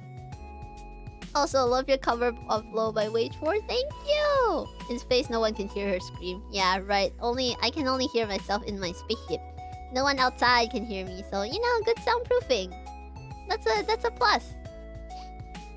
Next question. How did you get into heavy metal? What band was your first live concert? Hear me out. I have never gone to a live concert. Ever. I know you guys are gonna say I know you guys are gonna say like, oh my god, you're missing out. No, I'm not missing out. Okay, here's the thing. I don't know, maybe it's a bird thing. I have very sensitive ears. If I go into a live concert what the fuck? Live concert venue. I think my ears would break. Even like daily, when I go down to earth, I actually have these like I have like these like noise reducing ear like implement thingies of I don't know what you call them, implants. I mean, you can't really see them because that's the point. You're not supposed to see them. You can't see them in my ears, but I have like implants in my ears, and they allow me to okay, so here's the thing. Earth is too loud for me, so I have like something to reduce the ambient noise on Earth for me. And that helps me a lot because without it, everything it just sounds like it just like the environment on Earth kind of just sounds like my head is inside a blender. It's like I just constantly hear like everything and anything, and it's so hard to concentrate.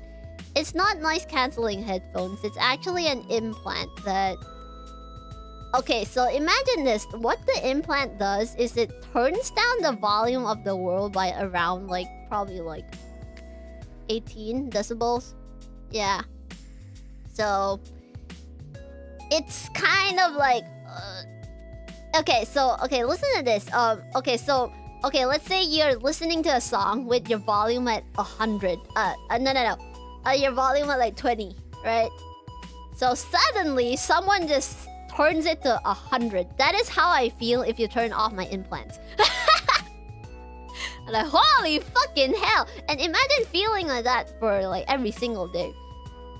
Earth is fucking loud, so I'm like, oh my god, I wanna die. This is so loud. It makes me anxious, it makes me upset, it makes me overwhelmed, it makes me exhausted. So that is how I feel on a daily basis if I don't, if I have like the function of my implants turned off. So it's difficult, but it's quiet in my spaceship, so you know, that's fine. It's just the outside Earth. Earth is... I don't know why Earth is so noisy. It's probably because it's all the, you know, electronics and cars and, you know... Remember the thing I talked about in my debut where, like, in malls, they play music in every store and then in every store the music is different? Holy shit, that drives me crazy. Anyway, yeah. It's difficult for me to, like, filter out sounds because, you know, as a birb, I have very sensitive ears. I hear everything and then I can't focus on, like, the sounds that I'm supposed to be focusing on. So, for example, let's say Nash is talking to me and then he's like, hello? Why are you not answering me? And then I'm like, oh my god, I hear the kid from across the street screaming at his mom. he's like, oh... Right, you can hear shit. Like, you have sensitive ears. And he has to like, Zephy! Can you hear me? Like, can you, like, redirect your focus? I'm like, oh my god, but I hear you and I hear, like, 20 other things! I hate this! But yeah, the implants help a lot. I don't like concerts, I don't like how loud the music is, I don't like the feeling of the music on my body, and I don't like the big crowds. I think I can relate to that. First time I went to a live concert, I got into the middle of a mosh pit. Oh my god! Ouch! I hope you're okay. I'd go into the pit if there were no serious consequences to my body. I mean, okay, here's the thing. Mosh pits look so fucking cool, but it really depends on the concert venue, because if security isn't tight enough, people might end up hurting each other. I don't want to say hearing issues, but first time I hear of someone with very sensitive hearing, I think it's pretty common. I think if you talk to, what is it called again? I think if you talk to like neurodivergent humans, they also have this. They also have a similar problem, so maybe you could look that up. Yeah. A small body frame would be tough. Yeah, I'm a bird. I'm fucking tiny. I think if someone elbowed me, I would just fly across the room and die. But yeah, you know, I would still love to go to a live concert, but I may need a lot of protection. I may need to like wear armor. And also wear ear protection. I would love to experience a live concert, actually, because... Not gonna lie, when I look at those, you know, when I performed live twice, and it looks so cool live when everyone is like, you know, vibing and shit. So, it's amazing. I prepare earplugs at every concert, no exception. You should, because, you know, it's to protect your ears. I like loud music, even loud music, but concerts go way beyond loud. Yeah, that's the thing. Concerts are super loud. I've heard of people saying that, they need to, like, when they get back from concerts, their ears are ringing. So I think it's a good idea if you get like noise canceling like earbuds or something. I think there are like a special like ear protection earbuds that you can wear for concerts. I think they're easily purchasable on Earth, actually. Yeah. It's, you know, I just want to experience the vibe for once. Go to the concert but stay in your space pod. That's a good idea, actually. You know, maybe I should go to one of those outdoor concerts and then just float in the air. I have broke my toenail in a mosh pit. Holy shit! That is dangerous. That is dangerous. Actually, I only had good experience with mosh pits. You're lucky. Because, you know, honestly, that's the thing. Mosh pits are fun. But it really depends on the venue. If they don't take care of the people in the venue, and there are, like, rough people, shit can happen. But if everything is done right, it can be really fun. I've been to one concert in my life and I could feel the music in my body with the volume. You know, that actually sounds really cool because you know, it's nice to feel the music. And yeah, I would love to go to a live concert one day. Yeah, so oh my god, I went on a super long tangent. Anyway, yeah, next question. For me, one of the best things in live concerts is you can have fun while watching a band perform live and no one is gonna judge you. I agree. You can just be hyped as fuck. You can scream, you can jump and everything. Like, yeah, I can see why it's like, you know, the adrenaline, the excitement. Like, I would love to like experience a live concert one day. If I can ever afford one, actually. Yeah. Go into a mosh pit to practice your dodge. There's a birb out there whose mating call is about as loud as a concert. Is it a liar birb? I think it's a liar birb. I have the same problem. I really don't like it. Feeling the music just feels weird as fuck. Up to a certain point, it's okay. I actually enjoy, like, let's say, like, okay, you know, like, a music genre called like lo-fi, where the music is really slow and then they kind of the bass kind of like syncs with your heartbeat. I like that kind of music. It makes me really, you know, it's relaxing in a way. Yeah. Being in a mosh pit is essentially a training arc for a Dark Souls game. It's unusually loud for a song. Yeah. I get it. I think it's a liar birb. Lyre. Because those burbs are really loud. They kind of sound like sirens. I was in a disco once in my life. Ooh, could tolerate it for an hour and I was done. Concerts are a level up from that. No thanks. Yeah, I think, you know, live concerts are fun, but you really gotta like bring like ear protection. I think it's around pigeon size. I'm pretty sure you're talking about a lyrebird. Maybe Google that. Is it brown? Because if it's brown, it's a lyrebird. Wait, I didn't answer that question. Out of all the styles of metal you've covered, which do you have fun doing the most and can we expect more? Thank you for being unique and showing how much emotion and community can come from metal. Bro, I kid you not. A lot of people think metal is like angry music, but they couldn't be more wrong. Metal is so soulful. I don't think that's the right word to use, but I don't think soulful is the right word, but there's a lot of passion. There's a lot of emotion that comes with metal. The songs that I choose to cover, they're especially if they're metal, they're usually songs that I can relate to. Because that's the way you can like express yourself. I honestly believe that singing or screaming and enjoying metal music is one way to soothe your soul. It's one way to release your emotions. I truly believe that, because sometimes you look at the lyrics in metal songs, they're not just angry, you know. They tell a story. They tell a story. They you know, they tell a story. They kind of like a lot of the emotions are relatable in daily life, both for aliens like me and also for humans on Earth. We share a lot of emotions, empathy, things like that. You know, I think we share the same brain structure and stuff. I mean, I think of course there are differences, but yeah. A lot better than German rap. Every time the teens here listen to that shit, I regret calling myself German. What the fuck? I don't know, man. I mean, every single genre has its crowd. I wouldn't like judge any genre of music, but I personally really enjoy metal. Yeah, so fair line between metal and heavy metal? I'm not sure, but okay, I think for me, I like things that are like progressive rock and also like metalcore. But okay, here's the thing: some death metal songs are beautiful. For example, band name.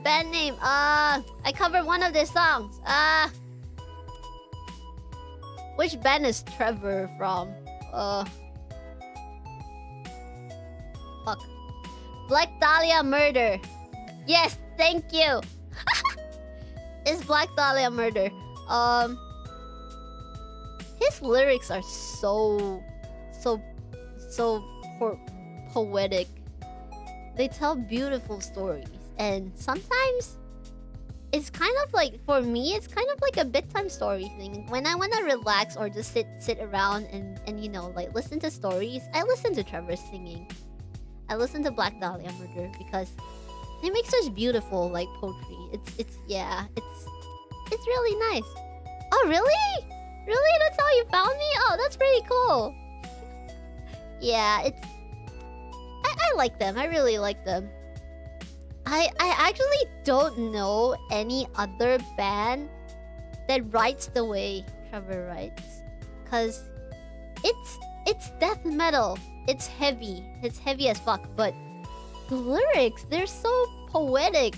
Like, they tell beautiful stories. It's just no one else writes like him, literally. Like in that genre, I don't think anyone else writes like him. I don't know. Maybe I just live in a spaceship and am not like connected to, you know, what happens on Earth and shit. But you know, maybe I live under a rock, which is what you guys say. But I don't think there are any bands that, you know, write the way he writes. I don't know if you guys have like seen, you know, maybe, yeah. Surprising to find someone like that in metal. That's the thing. And I think it's really unique. I love it. But yeah, I wish there was more. But you know, we can't be choosy. It's unfortunate that he's gone now, you know, but honestly, yeah, I really love his stuff. I will keep listening to them, you know. Comfy bedtime stories. I know that's like a strange way to put it, but it's so nice. I like to like read the lyrics while I listen to them. It's pretty cool. Yeah. Okay, next. Will you be doing reaction streams to new music? Wait, didn't I answer this already? Whoops. Oh my god.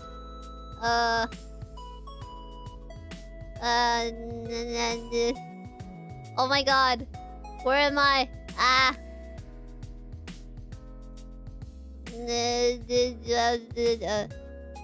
Oh yeah, right. I already answered that question. Will you be doing reaction streams to new music? Would love to see and hear about what you think of the new music in the scene. We should do this one time. We should like you know, make a playlist. I'll figure out how to do this. Maybe we can like make a thread. Actually, you know what? You guys share a lot of music in the bird cage. Maybe we could check those out on stream together. Yeah. And you guys have been sharing a lot of cool music in the bird cage. We should like check those out on stream together. Okay, next one. 你好 Zephy， 请问可以委托你唱歌吗？还是委屈你出 cover？ 如果可以，请问多少钱呢？ I need to translate this. Can someone help? Hi Zephy. May I ask if I can, what is 委托? Commission you to sing? Or what is 委屈? Or bother you to make the cover? If this is okay, how much would it be? Okay, this is supposed to be a business email. I would prefer that, you know, for business transactions, please email me. But okay, I'm just gonna, you know, just because I'm pretty sure like some people are not aware of this. So I'm just gonna explain. So on streams, I just wanna like chill out with you guys and whatever. So if it's a business transaction, I would very much prefer you. I have all my details on my Twitter and stuff, and I think you can contact me through like the YouTube. YouTube allows you to contact me through business email as well. So I have a card. I have a, hold on, let me just get the link real quick. I have this. My email is here as well. So, if it is a business transaction for mixing and whatever, you guys can always contact me via email. So to answer this question, yeah, this is actually a question that would it's not nice to talk about this on stream because I don't know how to explain this. It's kind of a this is yeah, exactly. Thank you so much, Wooden Mass. It's on the business side, which would be preferable for speaking in private because, you know, there's a lot of discussion that needs to go on for a business transaction. But let me tell you this. I do not take cover requests. Yeah, I do not take cover requests. But I do take vocal commissions. So, you know, if I think I've said this in my debut stream, I would love to sing more, like, I would love to sing, like, originals for other creators. So, if they think, like, my voice is, suitable for their arrangements, for their songs, I would totally love to, like, you know, try and, you know, complete the song with my vocals for them. That is something that I would love to do because I have had really cool experiences like singing for other people, other creators, and I would love to have more of those experiences. Yeah, that's really cool. So to the first question, yes, I do take vocal commissions. Please contact me via business email. Please send me a business email. This is not appropriate to ask on stream. So the second question is, can I ask you for a cover? You can't because I only choose songs that I relate to, and I only choose songs that I feel like singing, that I feel that I can deliver, and I enjoy delivering. So you also can't ask me how much it costs. Because I do not provide that service. I do not do cover requests, basically. We may consider that for Wingmates in the future. Maybe we could do like a vote system or something, but I don't think I'm gonna do that because honestly, for me, I would want to sing the songs that I think I can deliver the emotions correctly for. The songs that you guys enjoy, I may not be able to deliver, right? I feel like dreams just got crushed. No, don't say that. I mean, it is possible, but you have to understand. I'm just one birb and I barely have time. I'm still trying to... I mean, okay, here's the thing. If one day I have the means to be able to record more covers per month, I would totally want... I am down to do more stuff for you guys. If there are songs that you guys really want to hear me sing and stuff, I'm down to cover it for you guys. But at the moment, I absolutely do not have the time. I'm actually also already struggling to afford both the time, energy, and financial means to release one cover per month. And I'm doing my best. And I hope to be able to, you know, just keep that up. Release at least a cover a month.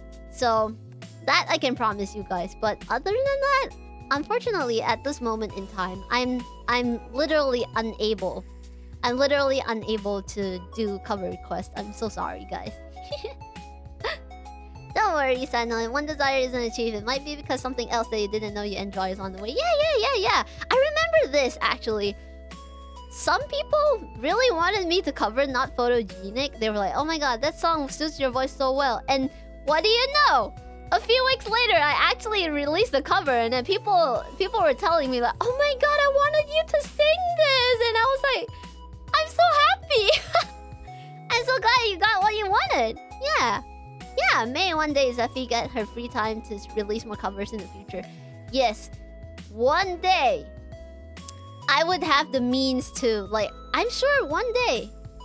Yeah, I think it would be a good goal to have. Like one day, maybe I would have the time and you know, I would have the time and, you know, resources to be able to like release like 2 or 3 covers per month. That would be amazing. That would be a good goal to have, actually. I think it's like pretty far off for me, maybe in 2 to 3 years, but yeah, it's a goal I can, you know, like try to like move towards. Definitely. Thank you so much for the question. Okay, next one. Hi Zephy, I really love your singing. Keep on doing good work. I got a question. Do you hurt your throat when you do screaming? If so, how so you recovered with the pain? Thank you. I love your voice. Thank you. Thank you. Okay, so here's the thing. Do you hurt your throat when you do screaming? No. And if it hurts when you do it, you're doing it wrong. It shouldn't hurt. It shouldn't hurt. It shouldn't make you feel funny. You shouldn't like be sore after you scream. Even if, okay, hear me out. Even if it doesn't hurt, if your voice is hoarse or sore or you feel funny after doing it, you're doing it wrong. Stop, because you're gonna hurt your voice and you might lose your voice. Yeah. So yeah, it's not healthy for you to like do something that damages your voice, because it's a possibility that you might like completely lose your voice. And if you continue to practice bad techniques, you might actually like develop things like vocal nodules. I think that's what it's called. Like you develop like it basically is calluses for the throat or something. So when you get that, your voice is gonna change and it will never be the same again. So practice in moderation. Make sure it doesn't hurt. Yes, don't mess with your vocal flaps. Exactly, that's how you get like vocal polyps. I think that's what it's called, polyps. If they scar, you're stuck with that for life. It's kind of like if you like get into like an accident or something, and then you get a scratch on a huge gash on your arm, and then when it heals, there's this like white scar thingy that stays. It's the same for your voice, except that you can't see it because it's inside your throat, right? So if you hurt your throat, and even if it heals, your voice will never sound the same ever again. So if that's what you're going for, then okay, cool. But usually it doesn't end well, because, you know, you might end up with a voice that sounds like this, and then you can never sing ever again. Like, you know, it's really bad. I have gotten like a vocal infection, like a, what do you call it? I think it's like a throat infection thing. I'm not sure what it was, but I was hoarse for like 3 to 4 weeks. It wasn't from singing, it was from, so, okay. In one of my here's some context. I used to work as a government spy birb. So there was this one mission that I was on, where I had to pretend to be a college, what do you call that? The person that teaches in front, college lecturer? Yeah. I had to pretend to be a college lecturer. You know, one of those things where you just go there for like a workshop, and then you kind of like teach for like 3 days or some shit like that. So I was talking non-stop for 3 days. Professor? Yeah, I think it's a professor. I'm not sure. I'm actually not sure of the actual term, because I'm not really familiar with like Earth systems and shit. Some of them call them like senseis and stuff, so I'm not really sure what like a college teacher person is called. And they also have like paper things. Like you guys have like diplomas and degrees and shit, and I'm like, what is this piece of paper for? And apparently you need like 5 to 6 years to attain that piece of paper. I don't get it, but yeah. The lecturer can be a professor. Oh, okay, yeah. Anyway, I don't know how it works, because I was given like a case file, and I just had to follow it and pretend to be that person. So anyway, professor. Anyway, yeah. I had to pretend to be a professor for 3 days, and I kept talking. I kept talking and talking and talking and talking, and then when the mission was done, I went back to my spaceship and realized that my voice was gone and it wasn't coming back. So for the next week, I just kind of sounded like this. And I couldn't speak. And I couldn't, like... When I laughed, it sounded like... So, yeah, my throat was fucked. So I had to go to the doctor, and they told me, oh...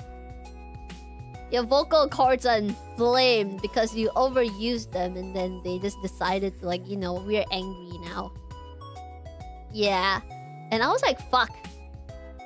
Does that mean I ruined my voice and I can never speak ever again? He's like, oh, no. We just have to give you, like, some spray. You know, just spray this down your throat, and then you'll be fine in a few days because it's like a fungal infection or some shit. Rib. Yeah. So... it went away and my voice went back to normal. I was so relieved because I thought I was gonna lose my fucking voice forever. I didn't, so... bless. Anyway, yeah. It's not supposed to hurt. That's the point. So, to the person who asked this question, if it hurts, you're doing it wrong, stop. And then, you know, let it heal, let it, like, you know, let it heal, let it not hurt anymore, and then you can try again another day. Try something else, you know, try to make some weird sounds or whatever. There's lots of there's honestly lots of like resources on what do you call it, Google. Yeah, life is over fast, but most injuries stay forever. How unfair. I mean, how I like to see it is it adds character. And this goes for both for like physical, emotional, and mental injuries. Does that make sense? Because every time you get an injury, it leaves a mark. It leaves a mark on your body or on your soul or whatever. And I like to think that that adds character. It, you know, you've experienced it. You know, your body has gone through shit and stuff, and it adds character. You know? Also, you can try to do it low volume if you just want to figure out the technique. Yeah. Loud vocals put more strain because you're also using a lot of energy. And, you know, you get tired faster. So when you're tired, you tend to get frustrated, and then you tend to, like, you know, if you haven't, like, figured it out, you will do something stupid. Like, you know, forcing it and then actually losing your voice or something. So, you know, don't force it. That's the main point. Never force it. Try the technique at a low. Try any techniques that you want to do at a lower volume, and then only start amping it up when you are used to it. So, like, for example, if you sing, okay, what kind of song can we sing here? So, what is that song that... Oh, I heard this song the other day. I think this is nice. Let me look for the lyrics real quick. There's a song by Natori. I think I heard a mutual sing it the other day. I really like this song. Oh my god, where is the lyrics? I can't see. What the fuck? Where are the translations? I can't read this. Hold on. Oh, there you go. Let me just sing a little bit of this. So, where's the... Overdose 君と二人やるせない日々改造の悪い夢を見たい Overdose 君と二人甘いはったり Don't stop it music darling So okay, so let's say we make a what do you call this, a metal arrangement of this or something, so it has to be like super aggressive. So you might want to go something like Overdose 君と二人やるせない日々改造の悪い夢を見たい Overdose 君と二人甘いはったり Don't stop it music darling Oh, I heard my cat. Anyway, you can see the difference in power. So, you know, if you do a chill arrangement, it's kind of like overdose kimi to utari yarusenai hibigai kaizo no warui yume wo mitai. So it's like there are different ways to sing this. If you want to put more power behind it, you still have to like nail the normal technique of singing. So let's say like overdose kimi to futari yarusenai hibi. So once you can like kind of like project it, you kind of like put a little bit more power behind it. Overdose kimi to futari yarusenai hibi, and then you add all the fancy stuff, which is like the grits and stuff. So like overdose kimi. Oh my god, that was the wrong pitch. Overdose kimi to futari yarusenai hibi. You know, like you kind of just like add to it. You go from basics, which is like, you know, straight singing, what do you call it? Like normal singing? Like you just kind of like make sure you hit the notes, and then from there you try to add on your own style to it, and then, you know, once you add style, you add on some power, and then you kind of like keep adding on to it. So that's the process of practicing. That's actually my process of practicing the song. So I learned the song first, and I may not be able to actually sing the whole thing like in the way that I want it to be sang, but I want it to be sung. But then eventually I just add like different techniques on top of it and try to get what I want. And then from there I decide like what I want it to sound like, and then that would be like that would be closest to what I do in the final production. That's how I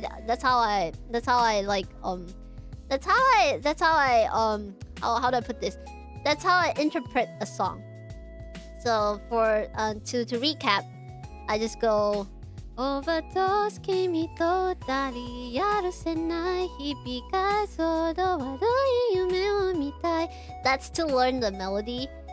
And then once I learn the melody, I start to decide like where I want to like slur the notes a little bit, or like add a bit of sass. So overdose kimi to utari yarusenai hibikai so no warui yume wo mitai.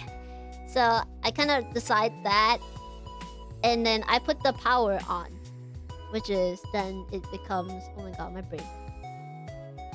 Overdose kimi to utari yarusenai hibikai so no warui yume wo mitai. So that's with the power, and then lastly I add all the bits and pieces, which is the, you know, the growls and the whatever. I probably didn't do the same thing earlier, but so, you know, I decided that, you know, overdose, that kind of sounds cool.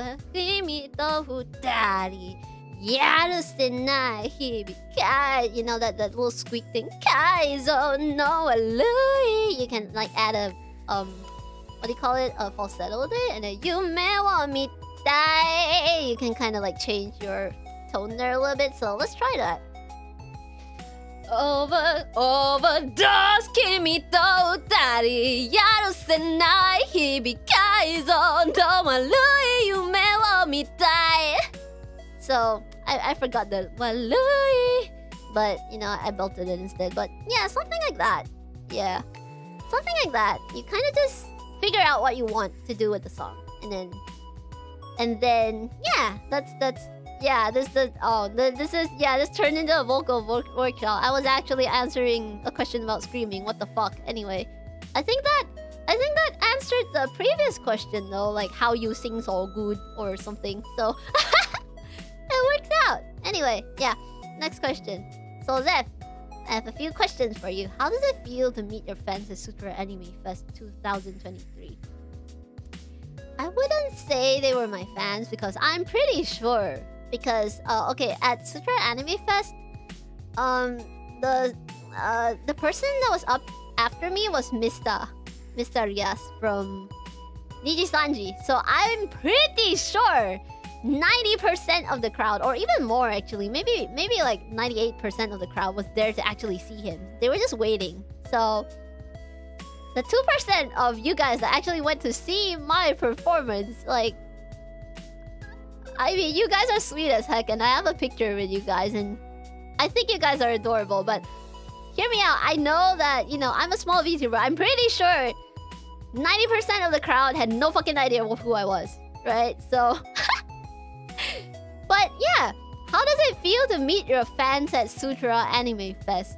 I'm just very honored that, you know, because I had a camera feed. I could see you guys, like, going on stage to, like, take a picture with the big screen, with me on the big screen, so... I was actually surprised. I was actually surprised that, you know, there were so many of you that wanted to take a picture with me. I was like... I felt really honored, and holy shit.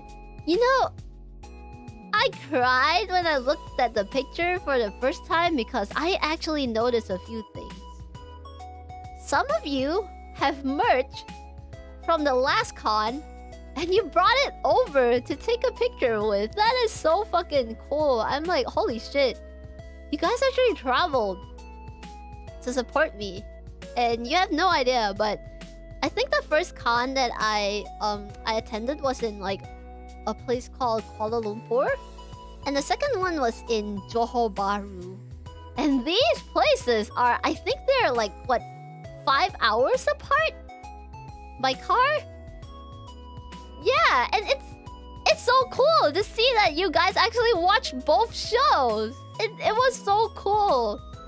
And some of you even made the effort to, like, you know, show the merch that you bought on stage in the picture. It was so freaking cool. Like, yeah, it was...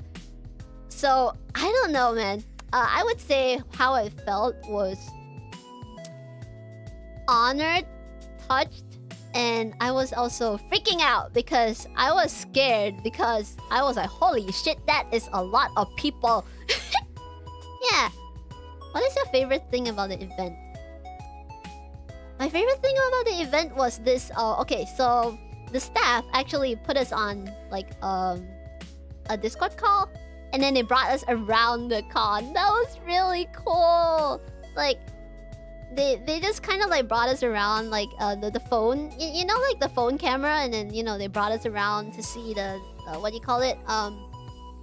There's the artist booths and stuff, and then you see a lot of stalls, you see a lot of cool artists, and then we could like see what the whole con looked like.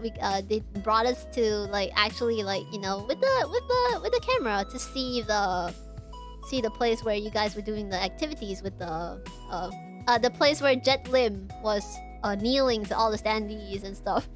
That was really funny. They even took a video, so that was hilarious. But yeah, I don't know. I wasn't there in person, so that's I just think that the event is so freaking cool. It's so cool. Yeah.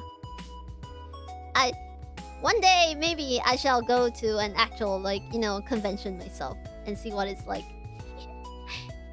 Okay, third thing. What was the first game you got into? Don't laugh, but it's Dota.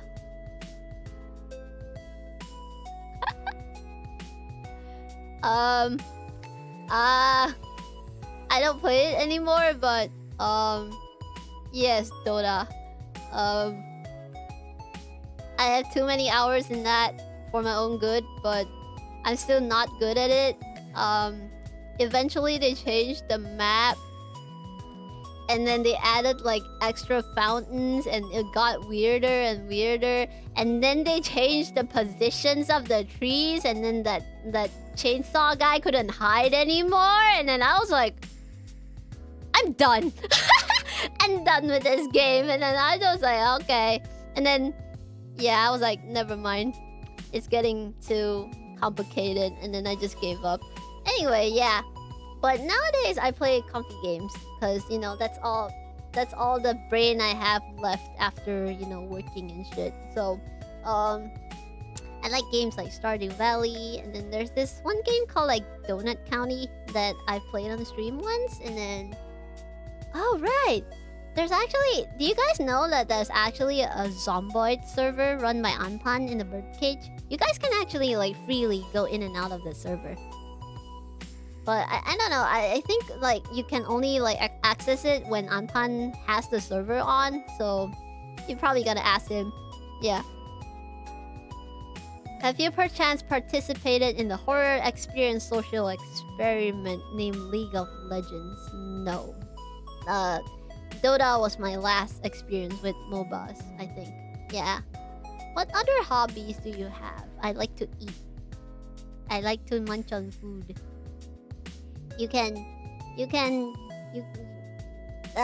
One way to make me happy is to feed me.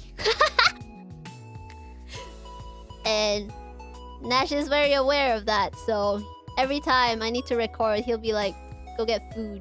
You know, he'll take me for food and stuff before. Yeah. She's always eating.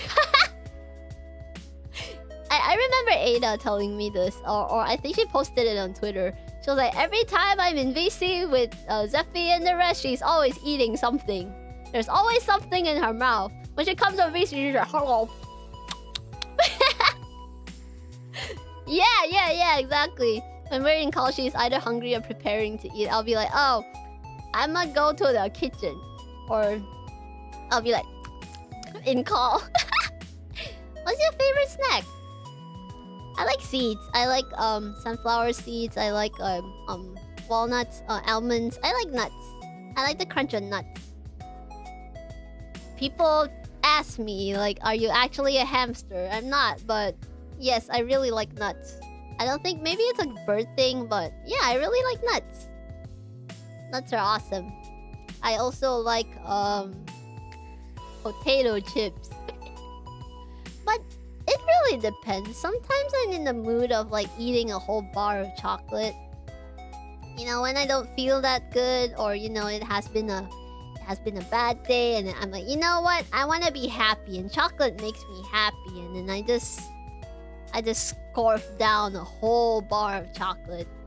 And by a whole bar, I mean like one of those chocolate bars that are as big as my face. Maybe not as big as my face. Probably as big as half of my face. I don't know. Pistachios! Yeah, I love those. Unfortunately, they're so hard to like peel open. Like, ugh. And then the pre-peeled ones are so expensive. So, you know, there was this one time, because I don't have that nutcracker thing, I tried to open an unopenable pistachio with a fucking hammer, and I hit my finger instead. Fuck that shit. Just use other shells to open pistachio. Oh, I actually do that. Like, if it has a tiny split, I kind of like jam another like shell into the split so that it splits the other one open. But yeah, without chocolate, I would be so lost right now. I feel that. I remember Ferris telling me about this chocolate bun that McDonald's had. I was so confused because it was supposed to be a burger, but it's chocolate. And I'm like, huh. But yeah. Snacks are good. Eat lots of snacks. What other hobbies do you have? Okay, that's about it. I think, yeah, I like to eat. Yeah, I like to eat. Italian Nutella burger, yeah. Oh, yeah, that one. I remember you telling me about it, and I was like, what the hell? I once ate a slice of chocolate pizza. Does that exist? What does that taste like? It's just bread with chocolate on it that's shaped like a pizza, right? I can kind of imagine in my head.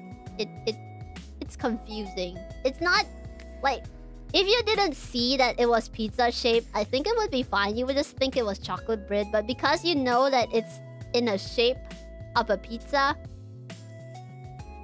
your brain just doesn't understand. Oh, I have had this experience where I put like tomatoes and grapes. You know those tiny cherry tomatoes? I put those and some grapes in the same bowl.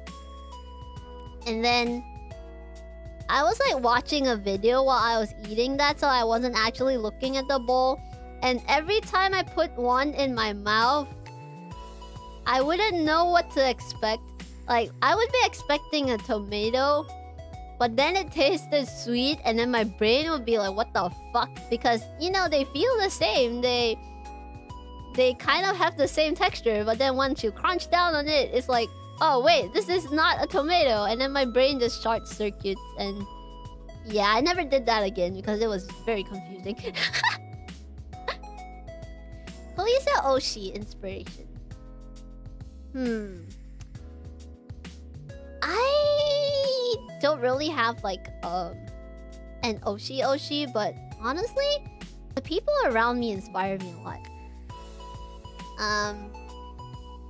I have found so many like talented VTubers in the space, and they all inspire me a lot. And I don't think I can pick names here because honestly, everyone has taught me something new. And even you guys as chat, you guys have taught me things. So I honestly don't really have like an Oshi, like one Oshi or inspiration, but I'm just very, I don't know, I just feel like, you know, I learn a lot from everybody. And I guess everyone's my inspiration and everyone's my Oshi then. Yeah. Who would I pick if I had to pick one? I really can't pick. I honestly can't pick. Yeah, I really can't pick. I feel like everyone's my Oshi. Everyone's my inspiration because every single person that I have interacted with, it doesn't matter if you're a singer, you're an MV maker, or an artist, or just like not even if you're not a content creator, even part of chat. You guys teach me something new every time I stream. It's really cool. And yeah, it's very inspiring to be in this space. The entire Sekai is my Oshi desu, Zephyrianna channel 2023. Yeah. Okay, so next one. Do you have any advice for the people who wants to become a VTuber but don't know where to start? This is just me, but okay, let's say you want to start out to be a VTuber and, you know, you're not joining a corporate company. You want to do it indie. My advice is if you want to start out and you're not sure if you're going to commit to it, don't spend a ton of money on it yet. Like, you know, try it out, get a piece of art, be a PNG tuber. I don't know if that's a thing, PNG tuber, so you basically stream with just an image. So maybe it can open and close its mouth, but it's just an image. So maybe stream like that for a while and then do your content creation with that as your identity.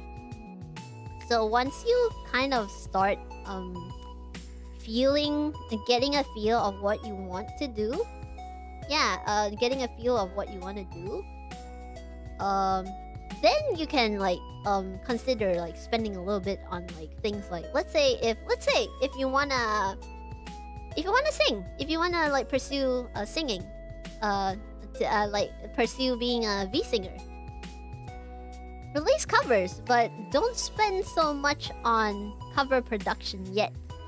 Just get a mixer, sing, and then, or you know, maybe do karaoke streams. It depends on what you want. And then get a feel of it.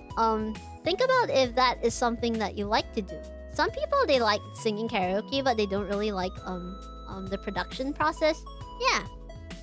So yeah, BandLab exists. Yeah, exactly. You can. I actually personally use Cakewalk as my digital audio workstation. So Discord icon of Fugitech works. Yeah, it's better to not go all in when you aren't entirely sure what direction you want to go for in the long term. Exactly. So once you're ready, once you know exactly what you want to do, like let's say like you tried a bunch of things. You did Saturdans, you did karaoke streams, you streamed games and stuff, and then you found out, oh, you know what? I want to focus on games and like just, you know, hanging out with the audience and, you know, just having fun. I don't want to do any covers. I want to do video editing. Maybe I want to be a reaction streamer, or I want to like be a news streamer or something. Once you know what direction or what things you want to pursue and you're ready to take on like an identity as a content creator, you can hire someone to make like a character sheet or like, yeah, or your model. And if you think that being like a VTuber, having a character is right for you, hire Ku. Ku is, yeah. Model, special assets, high production things, those are all extras. It's good to build yourself up and know what you want and where you're going before you invest. Exactly. And that is exactly what I did for my journey. So remember, I made my first model myself. Like, it was scuff as heck, but I used it for 2 years. I actually used it for 2 years before I committed to like hiring someone to like make this. Like, you know, make the final. Basically, I think this is pretty much final. This is the final image. Yeah. This is my final, like, this is Zephyrianna's final look. So it took me 2 years to actually earn and save enough to be able to even do this. And I want to be able to do it without the community support. So that's the thing. Don't spend more than you can afford.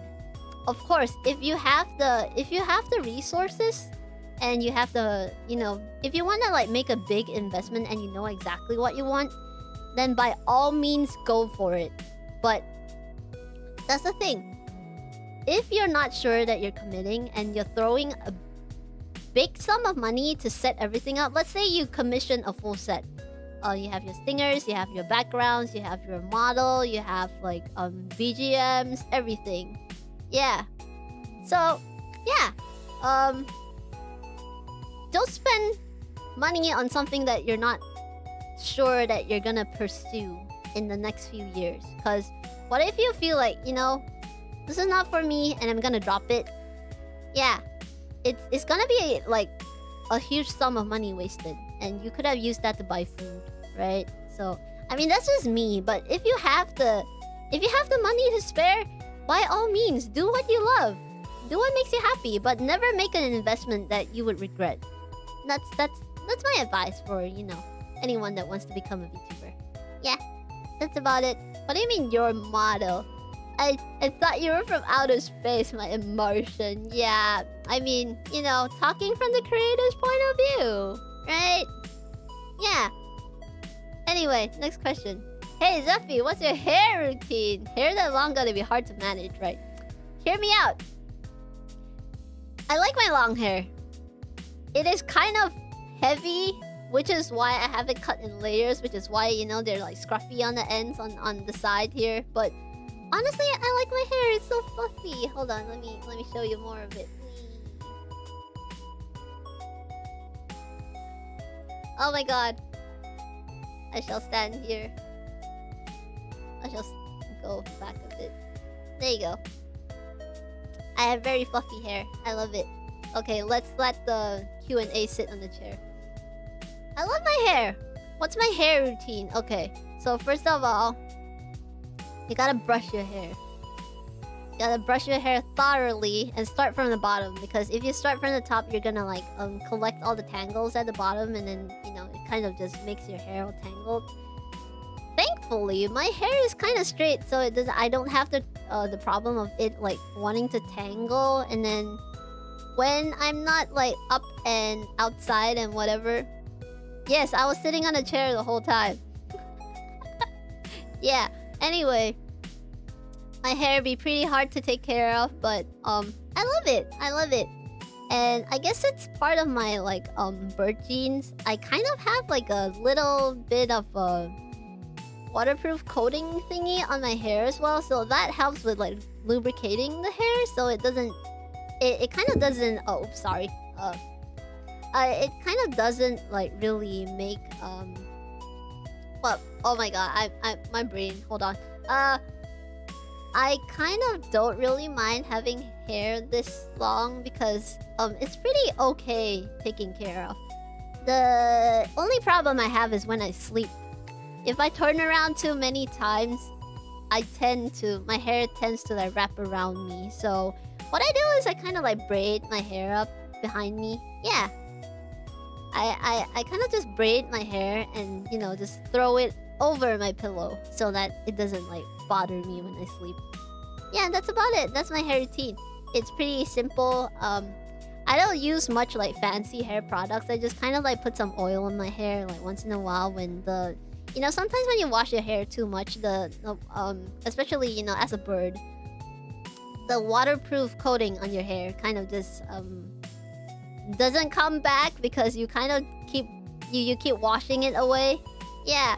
So I kind of just I just kind of just I kind of just wash my hair and then put the oil back If that makes sense. Yeah. I like my hair. It's very fluffy. Thank you to my parents for giving me fluffy hair. Yeah. Okay. This is the last question. Do you dream of getting signed by a record label? I'm gonna be very honest here. I love your fucking hair. I remember how Sue struggled with the parts. She was like, oh my god, why is it not doing what I wanted to do? Yeah, but it's so good. She is her own label. That's right. That's right. Yeah. I think this is the last question. Guess Marshmallow deleted my question then. Oh my god, what the fuck? Hold on. Let me like refresh the Marshmallows folder. Maybe it will show more questions because I'm pretty sure there were more questions than this. Hold on, let me just do that real quick before I whoop. Add directory. That was the directory of all the marshmallows that I... Oh, what the fuck? There are actually more. Wait the... Well, hold on. Why does OBS keep doing this to me? Hold on. Let me see if they're in...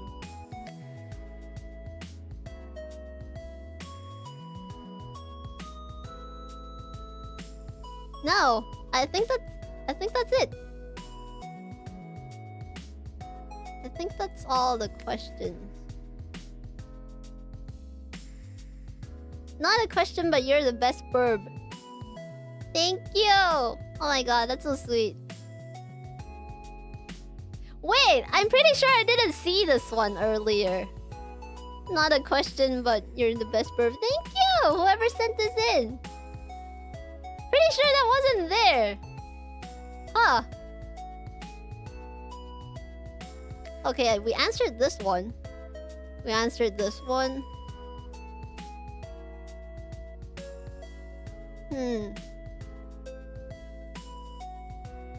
Yeah, I think nothing's missing now. So, okay, let's answer the last question. Okay. Do you dream of getting signed by a record label? I don't. I have never actually thought of this. I don't think being under a record label is something I would want, because you know, like, if you're signed under a label, I'm pretty sure there are terms and conditions. You can't just do whatever you want, right? Oh yeah, that's right. Adam's right. Much less freedom in the creative process. I can't just do whatever the shit I want. And I really treasure that freedom. I wanna be able to express myself freely and write about... let's say if I make original songs. I want to write about what I want to write about. I don't want to be like, you know... Because I'm pretty sure they have like... you know, to prevent controversy on for the label and stuff like that. I'm pretty sure they kind of like vet your content before you're allowed to like put it out to the world or something like that. Yeah. So it's like, if I have to be silenced, there's silence, or like no, not silence. What's the word for it? Censored. If I have to be censored to be able to create content, then what's the point in creating content? Because let's say I want to sing about the things that I care about and stuff like that, right? So if I'm being censored, then why would I make the song? Like, you know, yeah, does that make sense? I think it makes sense to me, but you know, I know a lot of people think that, you know, getting signed on a label is, you know, it's an opportunity for sure, because you get seen by more people and you have like managers taking care of you and stuff. But honestly, I don't think that's something I want. Like, not now. I don't think it's something I want. Not in the future, actually. Now that I think about it, I don't think this is something that I want at all. Because obviously I haven't thought about it until I saw this question. I don't think I mean, I'm a birb. I value my freedom a lot. I want to, you know, just I don't actually have wings, but you know, a metaphor. I want to spread my wings and fly whenever and wherever I want to fly. So kind of having like getting tied down by a contract in a record label, I don't think that's something that I want. Nashi Burb Records Inc. Fair enough. Yeah, I think, you know, actually that's fair. I can just make my own label, but you know, I don't really need my own label because I'm just pretty much, you know, indie, and I don't think indies need a label, but yeah. I don't know if I'm allowed to say this on stream. I have been like directly emailed by some VTuber companies before. I don't want to say which one, but they basically like contacted me and be like, "Hey, we have an opportunity for you, and can we like schedule a call?" And I'm like, in my head, I was just thinking like, don't you guys do auditions? Why are you emailing me? Like, I didn't ask for this. I didn't apply. Why am I the one being emailed? So I told them, sure, but I'm bringing my team.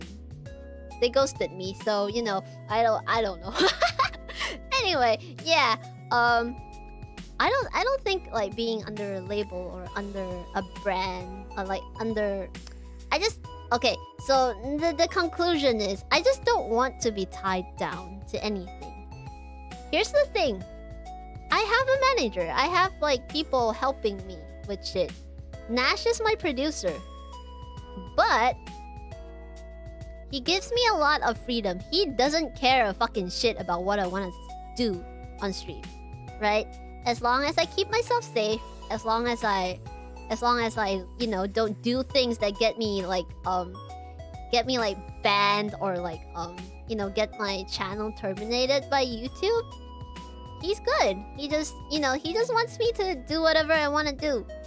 And he will help me with the music production. Everything else I have control over. So it's why I really appreciate Nash. Like, Nash is literally the best manager I could ever ask for.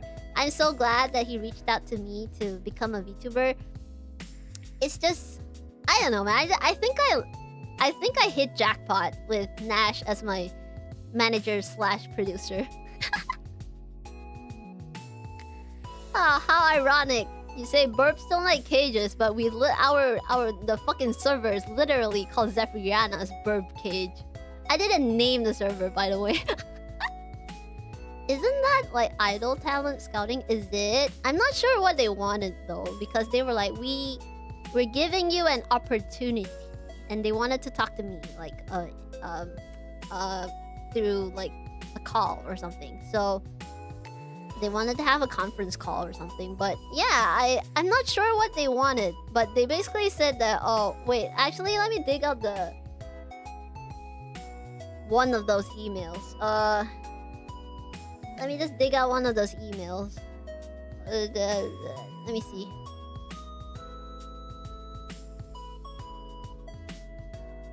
Oh, what the hell?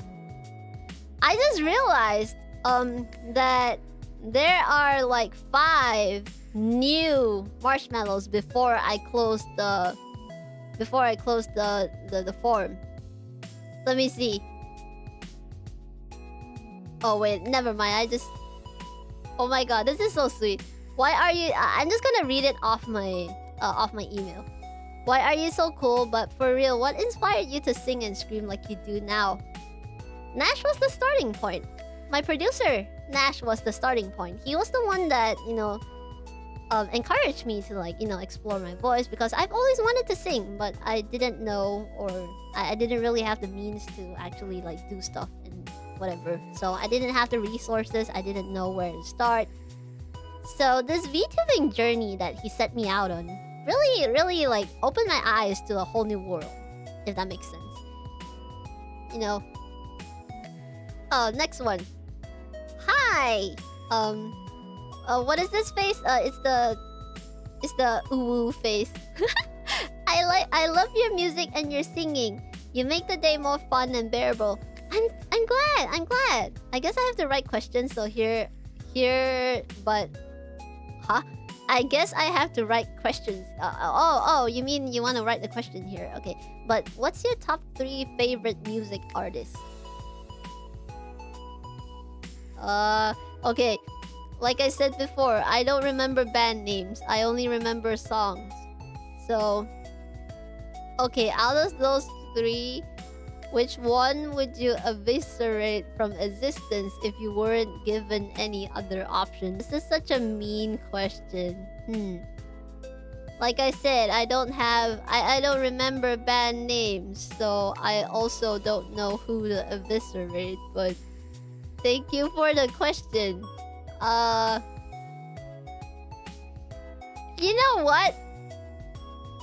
If I had to eviscerate, like, an artist I like, I would rather eviscerate myself. Yeah, anyway. This is the next question. Hello to the finger-licking pigeon. Have you found out what a silky is? What a silky is? Thought it'd be important to know more about your feathered heritage. I actually have. I googled silkies, and why are they so pretty chickens? Oh my god. Honestly? Bro, silkies are such pretty chickens. I do not understand why. They are so pretty. They are so pretty. Okay, I got sidetracked. I said I wanted to look for the email from that company. Hold on. Oh, okay. So the title, I'm not gonna say what company this is, but the title said, Exploring Opportunities with Zephyrianna. And then, oh yeah, they were like, hope it finds you well, blah blah blah blah. We're from this company, and then we've been following your presence online and are impressed with your content. We would like to have a chat with you on a few possible opportunities we have lined up for 2023. And then they were like, oh, will you be available for an online meet sometime next week? Blah, blah, blah, blah. And then they were like, oh, you can share with us your preferred meeting times. So I replied them. Thank you for reaching out to us. We're keen to know about the opportunities that you have in mind. And then I was like, oh, my team will be available this and this and this time. We can arrange an online meet. And then I was like, looking forward to hearing from you. And then they never got back to me. I think they expected that I will also. Okay, I did some digging. I'm sorry. No, it wasn't your email, Sogo. It wasn't yours. I'm pretty sure it wasn't yours. Okay. Anyway, this was one of the emails that I got. They never got back to me, but I actually found out because I actually knew some people working in the back end and shit. Apparently, they thought I was like completely indie and very young and thought that, you know, they could like... Okay, so hear me out. That company doesn't have a good back... story. No, not a backstory. What is it? The track record, I think. So apparently their previous talent left, so they're finding someone to replace them. So that was the reason they reached out to me to like as a possible choice or something. Yeah, reputation. I actually don't know because I don't want to go too much into it. But if you have such a... Oh, yeah, you're right, Ampan. If you have such a great opportunity, put the details of it directly in the initial email. That's true. So, I asked a friend who runs like runs a company. I was like, hey, can you like front me on this? I was like, can you like come with me? So in case we have to like, because you know, it's a VTuber company, right? It's a VTuber company, so I'm sure they have contracts, right? So I was like, oh, I don't know shit about this. So I got my friend that runs a company. I was like, hey, you run a sound design company, right? Can you like kind of like front me on this? So he was like, oh, okay, don't worry. I can like join a meeting, and then if in case they want to like strike a deal or anything, we can like have the contract done through my friend's company. So much for the discussion because they just ghosted me. So anyway, yeah, that was an interesting experience that I had. Pretty unprofessional to ghost. I don't know, man. I think it's wait, is it uncommon to ghost people via email? I mean, I don't do it, but my impression for these like big companies is that they're busy, and then they probably like mass email people with opportunity emails like this. So they probably just, you know, either, you know what, I actually wouldn't be surprised if they didn't see my email, or like someone else opened it and then they didn't reply to it and then they forgot, right? That is totally possible. That is possible as well. But you know, I heard from the back end that they were like, oh, she's not a good choice because I mean I heard things in the back end. Basically they overlooked my email, or they didn't know what to reply, so they did not, or something like that. But yeah, that was strange. But you know, it's just things that I heard, so it's totally possible if they just did not see my email. But yeah, that was an interesting. That's exactly what's unprofessional about it. You initiated business talks and then just ignore it. You have to have processes in place so this doesn't happen. You're right. It's a big company. I think it's a like multi-million company or something. But yeah, you're right. But you know, that was interesting. That was an interesting experience. I'm not sure if this is supposed to be, you know, safe to talk about on stream. Because, you know, email transactions are personnel. I don't know shit. I'm not really familiar with like the business side of things, if that makes sense. Like at least with how VTuber corporate companies work. Because honestly, what I see when I see like a corporate VTuber company is I just really look at the talents and stuff. Yeah. I just look at the talents, and I like, if I enjoy watching the talents, it doesn't matter like which company, if they're indie or corporate or anything, I would support them because I love the VTuber, not the company, if that makes sense. I would support the person for the person, not because they have a label or something, if that makes sense. Yeah. You didn't sign anything, so I think you're fine. Yeah. It should be fine. You didn't disclose them and you're just talking about your experience. Yeah. But yeah, I think that's pretty much it. That's all the questions we have. Yeah. I think that's pretty much it. Wow, this stream actually went on for like pretty long.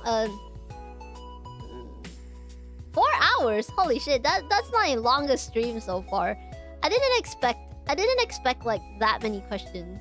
But yeah, this is cool. Thank you so much for the questions. I really appreciate you guys, like, you know, like wanting, it's nice that you guys want to, like, you know, get to know me a little bit more. And I hope that I gave No Leave Me Zephy, I need more birth time. I think you've had longer streams. Oh yeah, right, I remember that one like birthday stream that I did.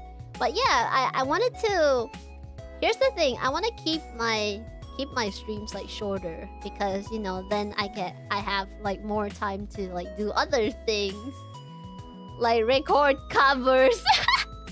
Because usually Because usually when I stream for a long time, I'm just like...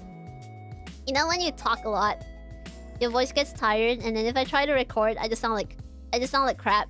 So I need to like give it like a day or two before I can start recording again. So that's why I keep some of my streams like under... I want to keep like most of my streams under 2 hours, but you know, I just wanted to chill with you guys today and you know, answer all the questions and just chill. You know, I wish I had some snacks so we could like just sit around and snack together and stuff.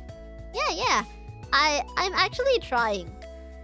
I'm actually trying to you know, I'm actually trying to blah, blah, blah. I'm trying to keep my streams shorter so that yeah, talking a lot or any social thing is exhausting. I mean, I really enjoy my time with you guys, but unfortunately my throat doesn't. You know, if you guys would like, you know, just have a silent stream with me while I'm working or some shit, then, you know, the stream could go on for like 8 hours. But I don't think that's a good idea because, you know, my computer might blow up. I don't know.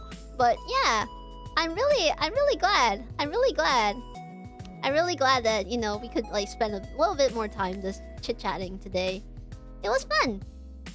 So I guess that's all for the stream today. Thank you so much for coming, dear Wingmates. Thank you for all the support. Thank you for all the questions. I really enjoyed like answering them. You guys are really funny. You guys light up my life, honestly. you guys do so many cute things. Oh yeah, and check out our Discord fan server. I'm not... Is it a fan server or is it just a fucking cage? Anyway, that's it. I guess that's all for today. Oh my god. That was a long stream. Thank you so much. Thank you so much. You guys are the sweetest. You guys really are the sweetest. I love you all. And see you in the next stream. Bye-bye. I love you all. Bye-bye. Bye-bye. See ya. See you in the next stream. I don't know when the next one's gonna be, but I will get the schedule out soon. Okay? Alright, see you guys. Bye-bye. Bye-bye.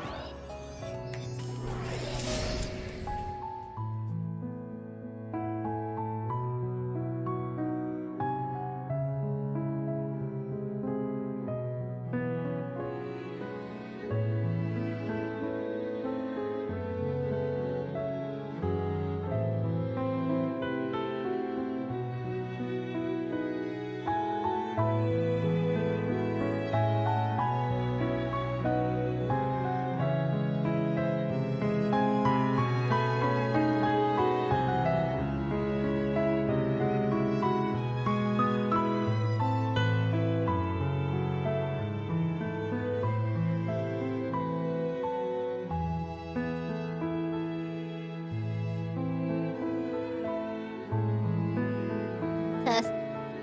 Hello? Hello? Do you guys hear me?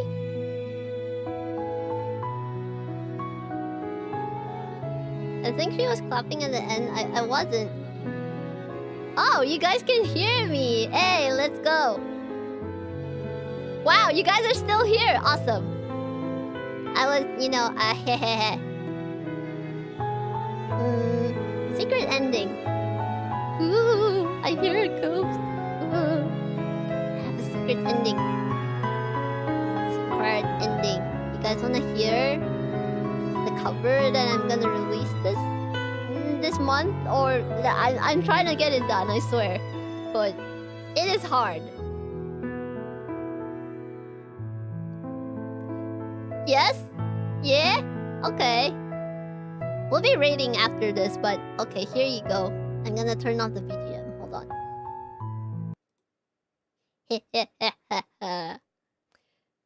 You cannot escape from this fucking song. I'm sorry I have to subject you to this, but you know, I had to because it's fun. Anyway, here you go.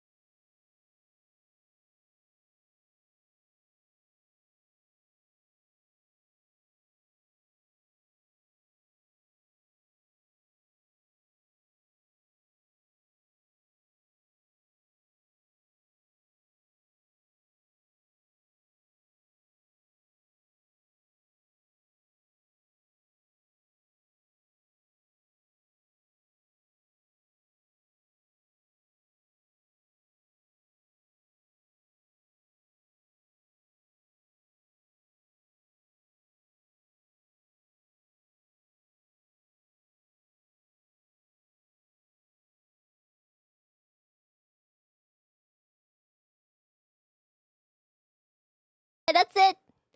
Thank you for listening. Bye-bye. Wait. I'm going for real now.